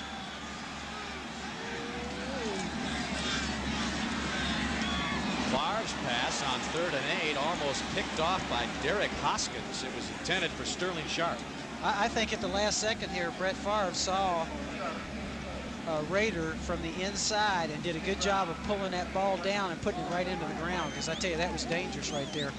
The Raiders had a free safety sitting in the middle. He was ready to break on anything, and Brett Favre made a good decision there. It's what Mike Homer's talked about. He just needs to pick up confidence as it goes and experience as it goes, and that was an example of making a good play right there. Tim Brown, will he get a chance? No, it'll run by him down to the 23, so not a bad punt at all for Brian Wagner. As a little scuffle, an extracurricular activity emerges at about the 35-yard line. Broken up in a hurry. And there's another look at the playoff picture. A win today and a loss by the Steelers, Jets, and a Chiefs win over the Broncos clinches a berth for Los Angeles. But Art Shell says we can't worry about what the rest of the guys are doing. We got to win. Art Shell just says, let's win, baby, win. That's what it... And the playoff picture for the Packers: win the last 2. They are the division champions. Win today, coupled by either a loss by the Saints, Vikings, or Lions, gets Mike Holmgren into the playoff picture. And that would be a huge accomplishment. Yes, it would. And I know that there's going to be a lot of people here celebrating if that scenario comes up today. Well, Vince Evans and the Raiders set up at the 22. Evans with time, and he's got the rocket, Raghib Ismail, and he's to the 27 for a gain of 5. That'll bring up about 2nd down and 5 as the scores continue to roll on the 2nd to last weekend in the NFL. The Jets 14-13 leaders over Buffalo. Chicago continues with the 1-point advantage over the Lions. Eagles up by 5 over New Orleans. And the Bengals beating Atlanta in the fourth quarter. And the Patriots and Bill Parcells on their way to 31-0 win there. Vince Evans looking for Rocket, and Ismail picks up the Raider first down. Terrell Buckley on the coverage.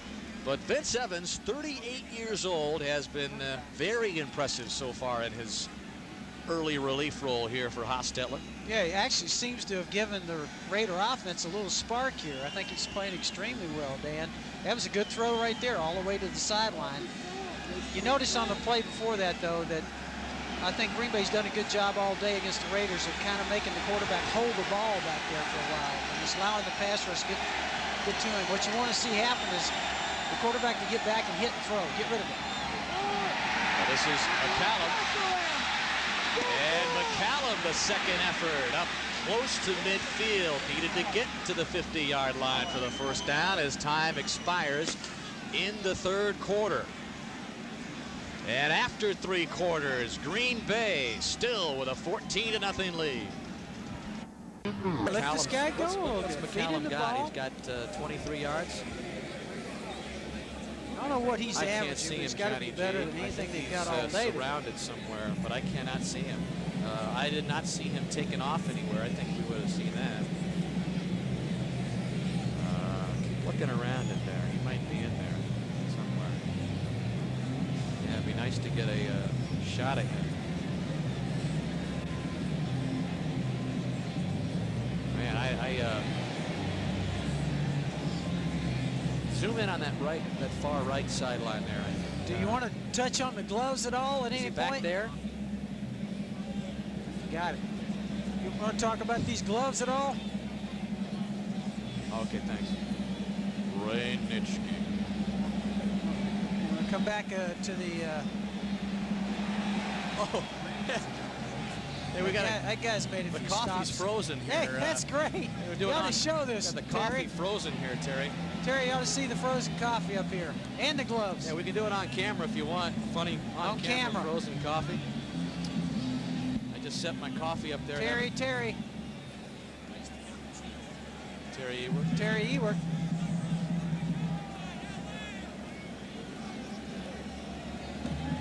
Terry Ewert.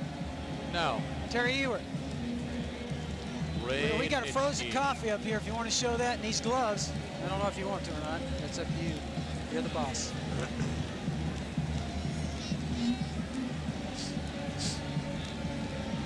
I got a great story on Reggie White.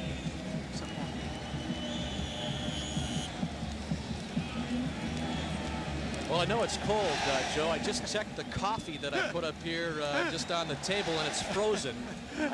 I haven't been able to take a sip of it for a quarter or so, but and look at the water out there. But it's got to be cold if your coffee you're drinking freezes up.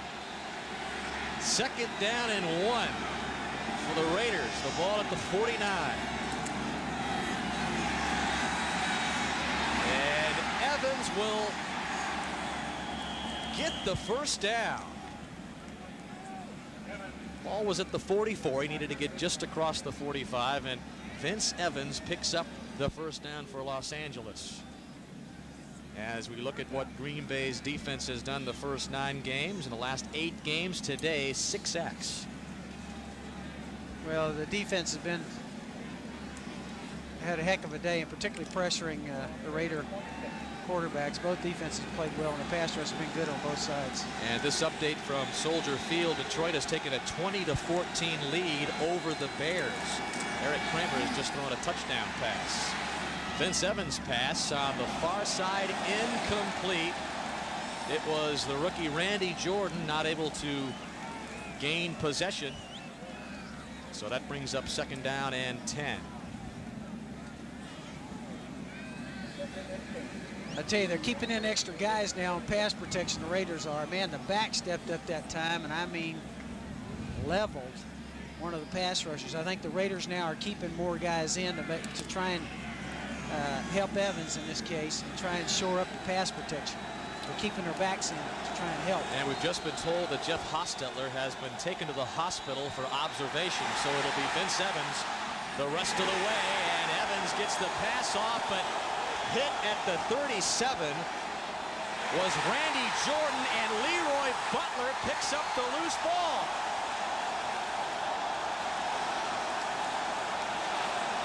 There's been no indication of a touchdown. The Raiders are saying the ball was down back at the 28. Butler gets the touchdown.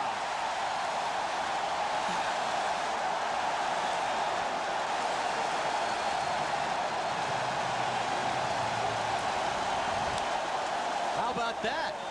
I don't think Art Shell believes it. I think the ball was taken away from the back right at the line of scrimmage. It's hard to understand exactly what did happen here. Well, here it is underneath again. screen. Let's take a look. Leroy Butler made the hit on Jordan. Gosh, it looked to me like and he then was the down. lateral from Reggie White back to Leroy Butler. It sure looked like that ball should have been ruled down. I mean, when that ball came loose, they were laying flat on his back on the ground. What a play by Reggie White. The presence of mind to lateral it back to Butler. The Packers, with a touchdown by Butler, are up 20-0, now 21-0.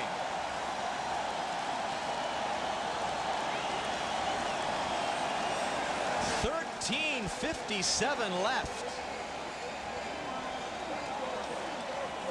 Holy cow. He was flat on the ground. That was wild, man. That was Jordan. Wasn't he flat on the ground? Butler made the hit. Shouldn't he have been ruled down on that? How long was that fumble recovery? You got a good for the replay touchdown, on that, Terry? you know? Might ought to go back to where he was on the ground, at least. All right, okay. Jeez, what a wild. Who is the back? Who is the back? It's Jordan. It's Randy Jordan, Joe. It's Okay. Randy Jordan. Yeah. Butler with a hit. He's down right there. He's No, down. but the ball's loose, though. The ball's loose. Talking about Butler. Yeah, but I thought Butler he put was the hit down. on. I thought Jordan had it, and Butler put the hit on him. He fumbled. Reggie White picked it up. Isn't Jordan flat on his back at one point on the ground? I mean, he should be ruled down. I think Jordan has the reception, and I think that Butler puts the hit on him and causes the fumble. That's my interpretation of it all.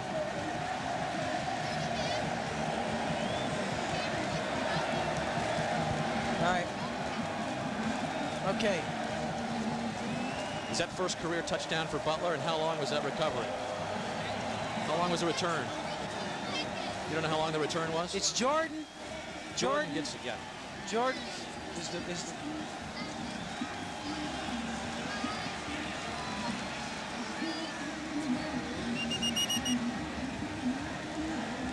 This is a screen pass. You see Jordan step up. We've seen it several times today, and then tries to slide out.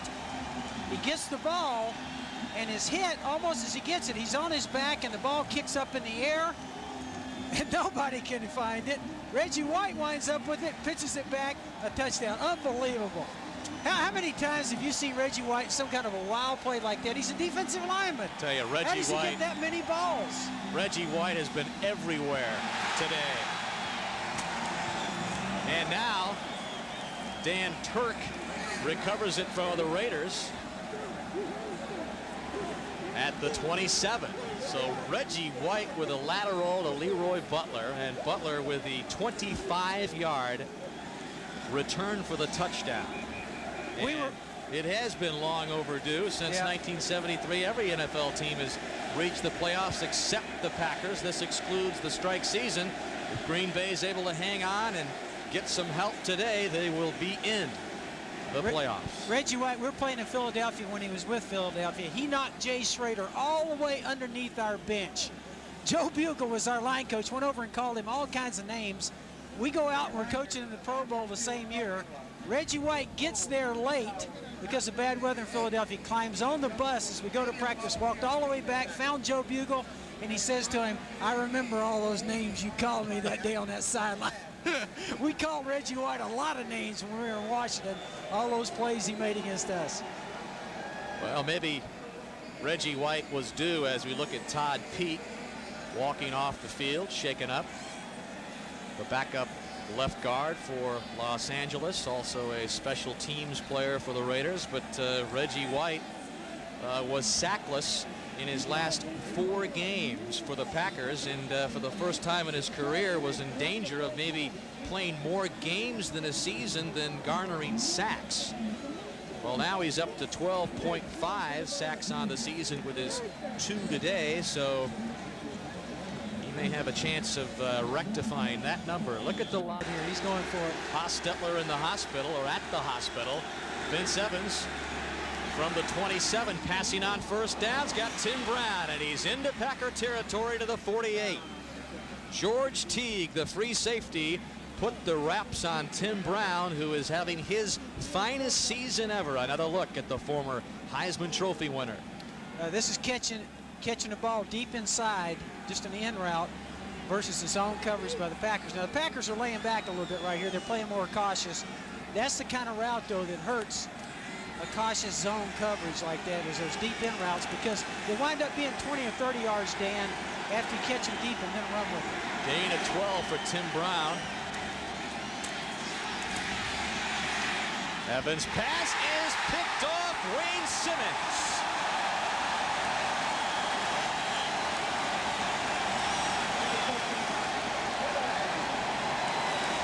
Second interception in the young career of Wayne Simmons, the #1 draft pick, the rookie out of Clemson.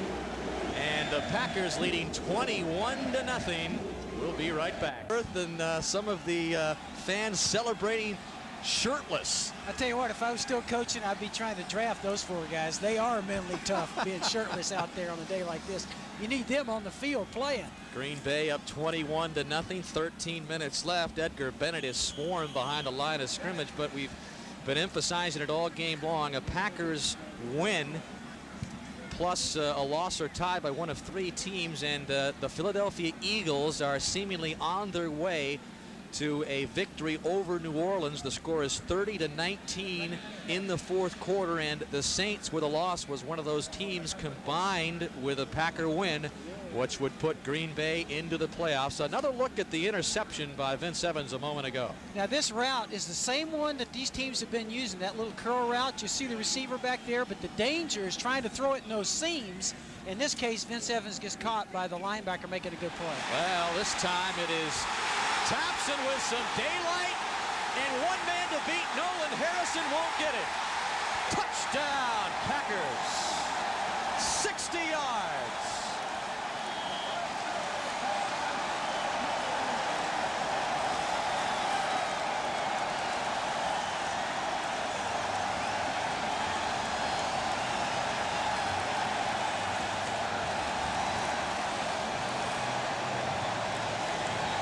The 3rd touchdown of the season for Darrell Thompson.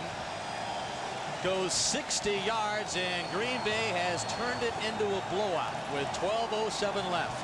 Well, this is where the running game, let's take a look at it. This is a great job of cutting back, getting in secondary. Of course, here just great speed.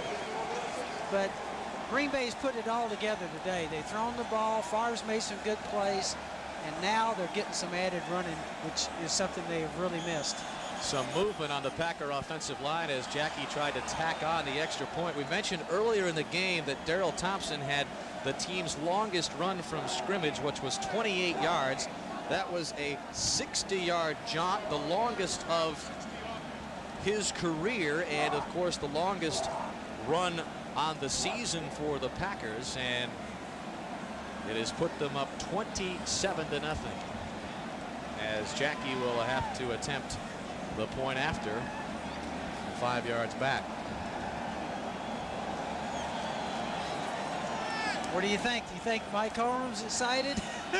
All right, man. He's excited. Packers just missed the playoffs last year as Jackie puts on the extra point, and it's point number 28. The Raiders have nothing. Detroit beats the Bears 20-14, so the NFC Central Division title will come down to next week as the Raider return man, Willie Gault. Returns it into Packer territory, but the NFC Central title coming down to the Silverdome in Pontiac next weekend in Detroit. We're playing against Willie Gault. Our special teams coach made the statement, Wayne Zaviri said, look, we're going to show them how tough we are. We're going to kick to their best guy and tackle him and get this game started right. We kicked off to Willie Gault. He ran it back 102 yards against us. I said, well, so much proving how tough we are. I tell you, this guy has tremendous speed. The Raiders are loaded with speed. Of course, all those receivers can run. We talked about that during the day. Yes, the Ice Bowl, the coldest game. I know if it's any colder than this game today, though, Joe. At -9 degrees wind chill factor. Evans under pressure, and he gets it away to Tim Brown. And Brown has a first down at the Packer 30. Terrell Buckley on the coverage of Brown. Buffalo up on the Jets. And there's the final, Detroit's win over Chicago. Hurry up offense. This is smart right here with a little over 11 minutes to go. The Raiders' only chance here, go to hurry up and try and get a couple of scores. And this one will fall well short of the target intended for James Jett. And I guess it's appropriate that the NFC Central title, Joe, would come down to the final weekend. Last year, Green Bay had a chance to go to the playoffs in the last game and were beaten in Minnesota. So I know this excites everybody here. And they've been publishing all week that there's extra fines for coming on the field. Some of the things have been happening in colleges, Dan, with everybody getting hurt on the field after games. I know they cautioned the fans here. They want everybody to stay off, nobody to get hurt here on the celebration. Evans escapes for the moment and simply throws it away, so that will bring up third down. But what an accomplishment for Mike Holmgren in his second year as the Packers in the playoffs. You see the pressure again by Green Bay. That's been the story all day. I tell you what, these guys have played great. Great pressure on the Raiders. And a good example of it there again. And that is Bryce Popp applying the pressure. Popp moved into the left inside linebacker position. This guy right here, Mike Holmgren's coached this team. The first time since 1966 and 67 they've had back-to-back winning seasons. What a story. Evans pass over the outstretched hands of Tim Brown, and that will bring up fourth down and 10, but I'm sure we'll see the Raiders go for it. But getting back to the point I was going to make about the Packer defensive linebacking core, George Kuntz suffered a hairline fracture in his left foot, has not played today, so Bryce Popp has been moved into the inside linebacker position, and the rookie out of Clemson, Wayne Simmons, number 59, has moved into the starting role at left outside linebacker. So it has been a beat-up Packer defense which has done the job defensively on the Raiders today. And this time Evans' pass is complete to the big tight end Ethan Horton. It'll be short, and Green Bay will take over on downs, and it'll give the fans a chance here at Lambeau Field, a chance to celebrate a playoff berth.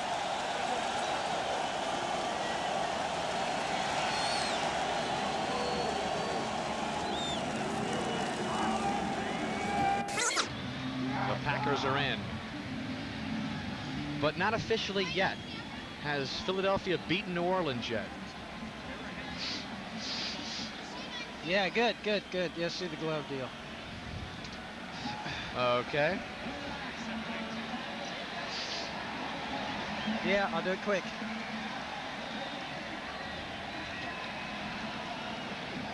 We're gonna reset, or we're gonna come right back to us here?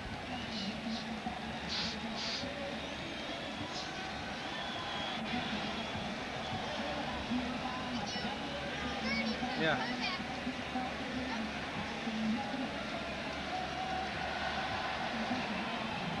We're gonna just come right back out to you or just to me? I need a cue. I'll need a cue. You'll show a wide shot first. You're gonna hit it to me? You gonna take it? I'll do so. Oh, okay.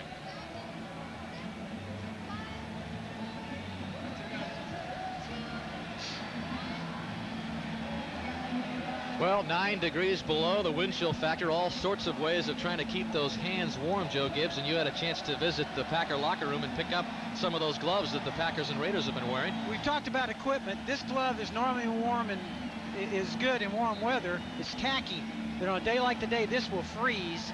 Most of these good receivers are using the Aqua glove. This glove right here, this doesn't freeze, and it keeps a pretty good rubber surface here to catch the ball with, and just to protect your hands from a hard ball coming at you. Well, I saw you with the Aqua glove on earlier. You've taken it off and have gone to your mittens. This is Green Bay just trying to grind out the clock. Edgar Bennett with the carry.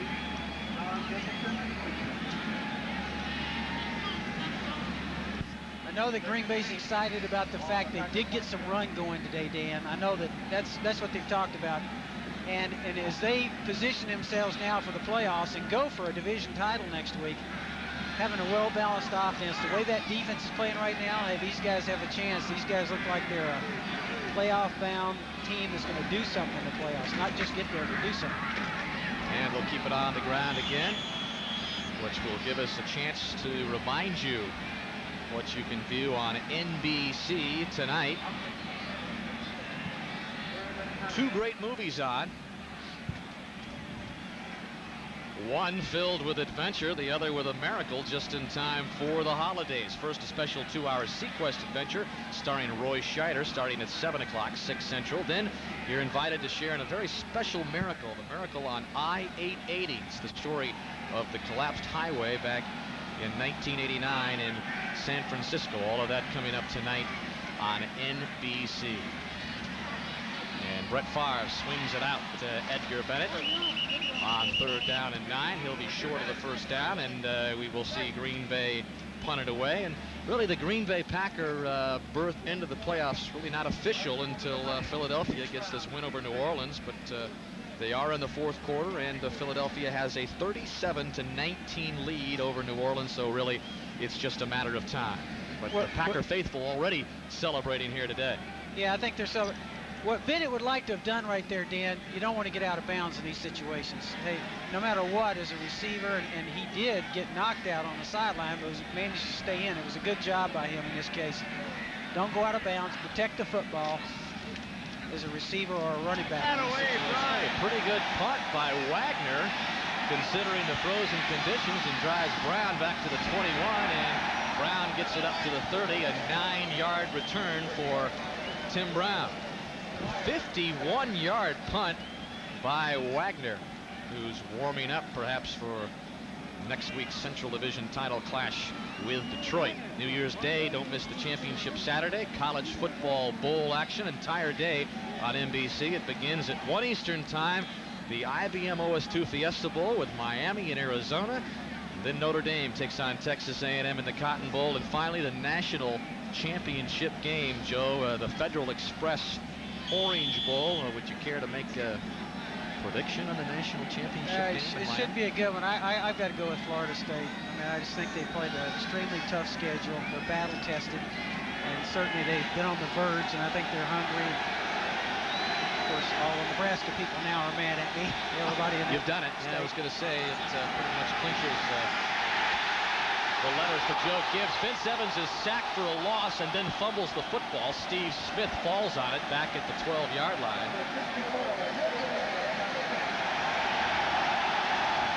I think the wheels are coming off for the Raiders right now. I think they're in a mode where all they can do is throw the football, and Green Bay's teeing off.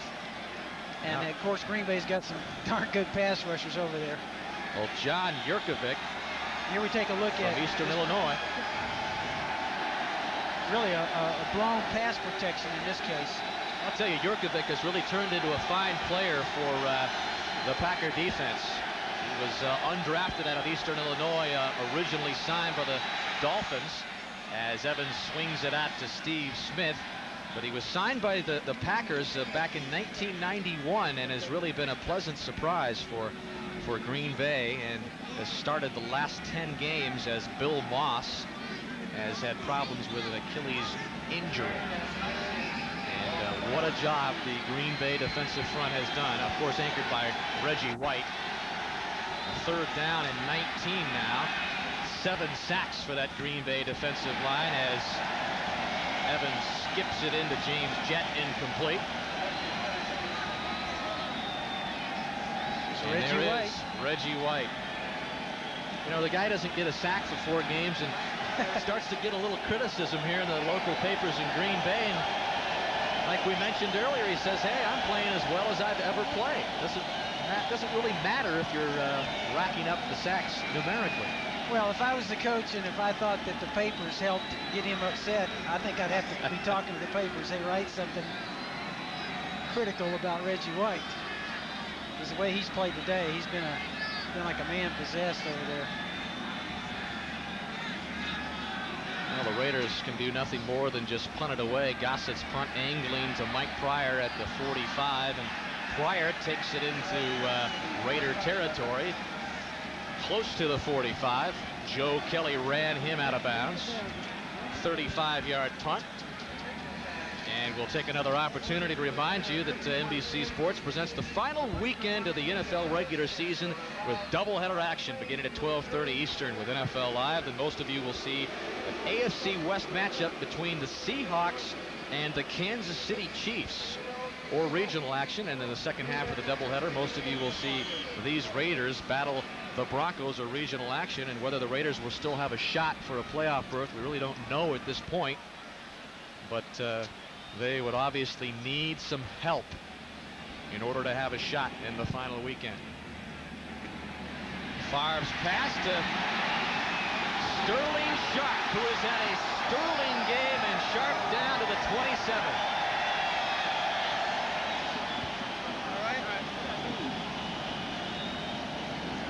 That is the 7th reception for Sterling Sharpe, already over the 100-yard mark again. Well, this is that little stop route on the outside. I'm a little surprised the Raiders are laying back here. You got to figure, I would, that Green Bay is going to be looking to kind of conservatively run the ball, and I'd be thinking putting everybody in the line of scrimmage and press on the outside. But if they stay back like that, that little stop route is very effective. It's better than any run you can do. I tell you, also with 1 game remaining, he may even get it in this game if he gets a couple more receptions. As we look at Daryl Thompson, but Sterling Sharpe with 7 receptions, 106 on the year now, needs just 2 to tie the record he set last year, 108. 3 will break it, so you figure Sterling Sharpe's going to surpass last year's mark. Yeah, one of the things we used to emphasize too, Dan, in practice, we would tell our offensive team, hey, we would take 4 shots running the ball at the end of practice, and against an 8-man front, and we'd say, look, there comes a time in the game when they know we're going to run, we have to run, and we still have to be effective, and that's the situation right now for Green Bay. The Raiders know they got to run. Hey, they still got to be able to run the ball effectively. 2nd and 3, Edgar Bennett will get nothing. We'll mention also that Daryl Thompson has another 100-yard game. He had his first versus Tampa Bay a couple of months ago.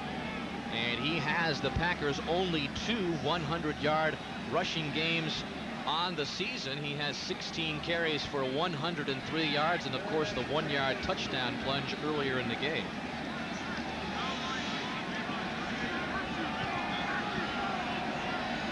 There's Daryl Thompson, the former #1 pick out of Minnesota. He had 40 touchdowns as a Golden Gopher. Edgar Bennett. Edgar Bennett inside the 20, and he's got a Packer first down. This is also a point in the game where if you're Green Bay, you may want to put in extra tight ends to be blocking those 8-man fronts. It's hard to block them with just 2 tight ends in there.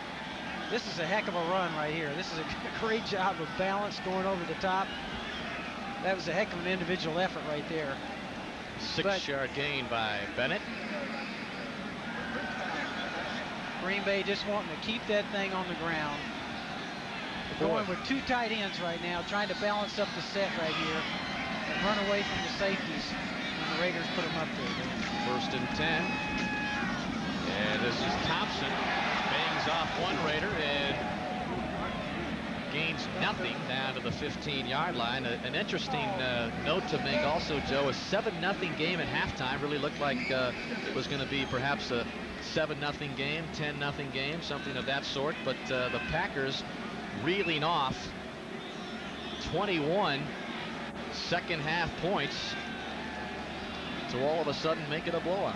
Yeah, really for Coach Shell and the Raiders there, they had a tough day on offense. Really couldn't get anything going. They've had a tough time running the ball here late in the year. And today, with Hostetler getting knocked out, Vince Evans comes in, gives them a little spark, but nothing really that they could sink their teeth into on offense. Good fake by Favre as Thompson gets it to about the 15. We played a game up here. It was extremely cold, and I sent one of our assistant coaches out in the field, and I said, come back and give me a report of what it's like. He walked halfway through the players' locker room and yelled at me from the players' locker room, Dan. He said, that's the coldest I've ever been in my life. And I looked around. I never used to like to say anything like that in front of the players. All of them turned around, dove into their lockers, and started pulling out all the underwear and heavy gear. I told our assistant coach, never do that again. You're supposed to always put on a good front in front of the players. Well, this is a time when the Los Angeles Raiders probably can't wait to get back on that plane and head back to the West Coast. A warm airplane.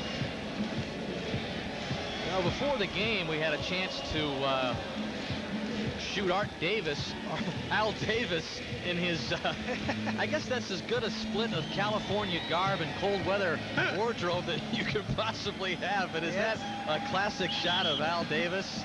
Or what? I like his style there with the pointed toboggan hat and yet the big chains hanging down from the glasses.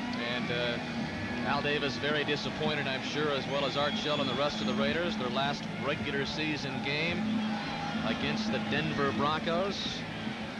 They beat the Broncos 23-20 earlier in the season. And they'll have the Broncos at the Coliseum next week. But as we mentioned, the Raiders will need some help if they're to be in the playoffs. As we talked to some of the Raiders last night, they made the point that Art Shell's been there 4 years, had a chance, and still has a chance this year to get in the playoffs 3 of those 4 years. And certainly he's done a fine job for them, and I think they like the big guy. He's my Slim Fast partner when we were doing our Slim Fast commercials, and but is trimmed down and looks good and says he's feeling good right now. Had that spell of being sick earlier in the year. Well, way back in the first quarter, Chris Jackie missed a 37-yard field goal. All he's been doing since then is tacking on extra points. This will be a 30-yard field goal for Jackie. And this one will be no good. So Jackie 0 for 2 in the field goal department today. And Green Bay hasn't had much need for the three-pointer, as they have scored all their points on touchdowns and extra points. And this will come back, I'm sure, in the playoffs.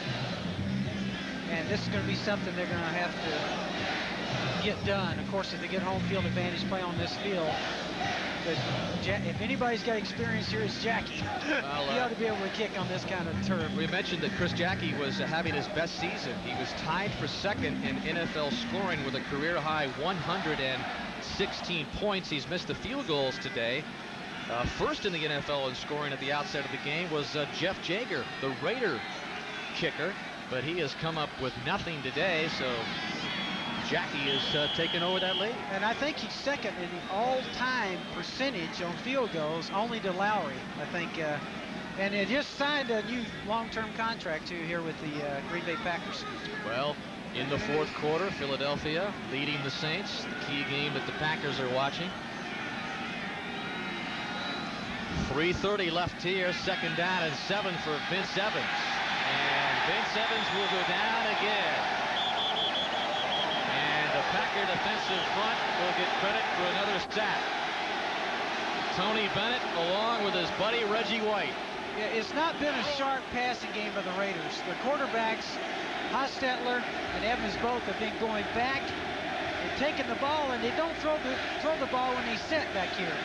You can see them kind of wait, and it's coverage sacks because there's nobody to throw to, and then when they hold the ball, then they're in real trouble because I think Reggie came out there with the ball again. How's that guy as a defense? I think we ought to put him as a fullback and let him carry it some. he has a knack for getting that thing even as a defensive lineman. 8th sack for Green Bay. Vince Evans this time dumps it over the line of scrimmage to Jordan. And Jordan gets up across the 25, brought down by Terrell Buckley as we move under the 3-minute mark. Well, the Packer defense has not allowed a rushing touchdown. They came into the game going 24 quarters without allowing a rushing touchdown, and looks like perhaps they'll go another 4 more. So now 28 quarters for the Green Bay defense without allowing a rushing touchdown. There's going to be a lot of celebrating going on in Green Bay. And the crowd is chanting Reggie, Reggie. Yep. Evans with some time intended for Alexander Wright, incomplete. Who would think that $16 million would be a bargain? I think in this case it was a bargain.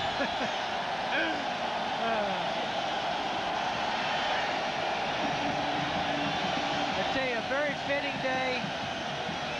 The fans here saluting the Green Bay defense. The last shutout more than 2 years ago versus Tampa Bay. Green Bay with a chance to make the playoffs in style with a shutout over the Los Angeles Raiders. Looking for their first division title in 21 years, the first non-strike playoff berth in 21 years. They went to the Super Bowl tournament, Joe, back in the strike season back in 1987.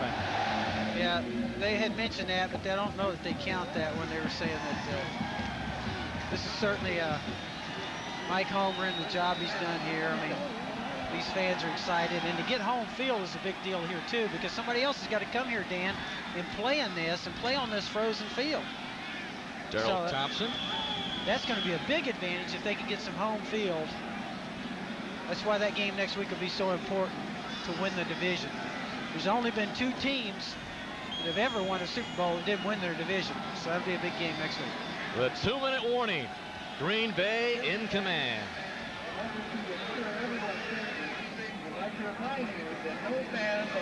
Okay. Yeah. Credits. You guys got something? You guys got a card with all your names on it or something? If we can get that in there, we will.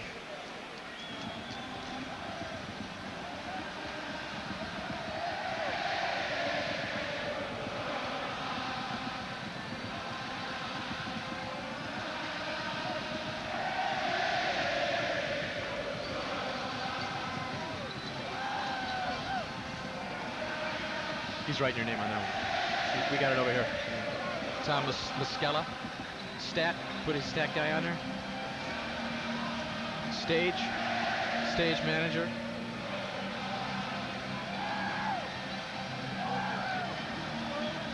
Look at this. Look at this guy. Let's get this guy. Keep going, pal.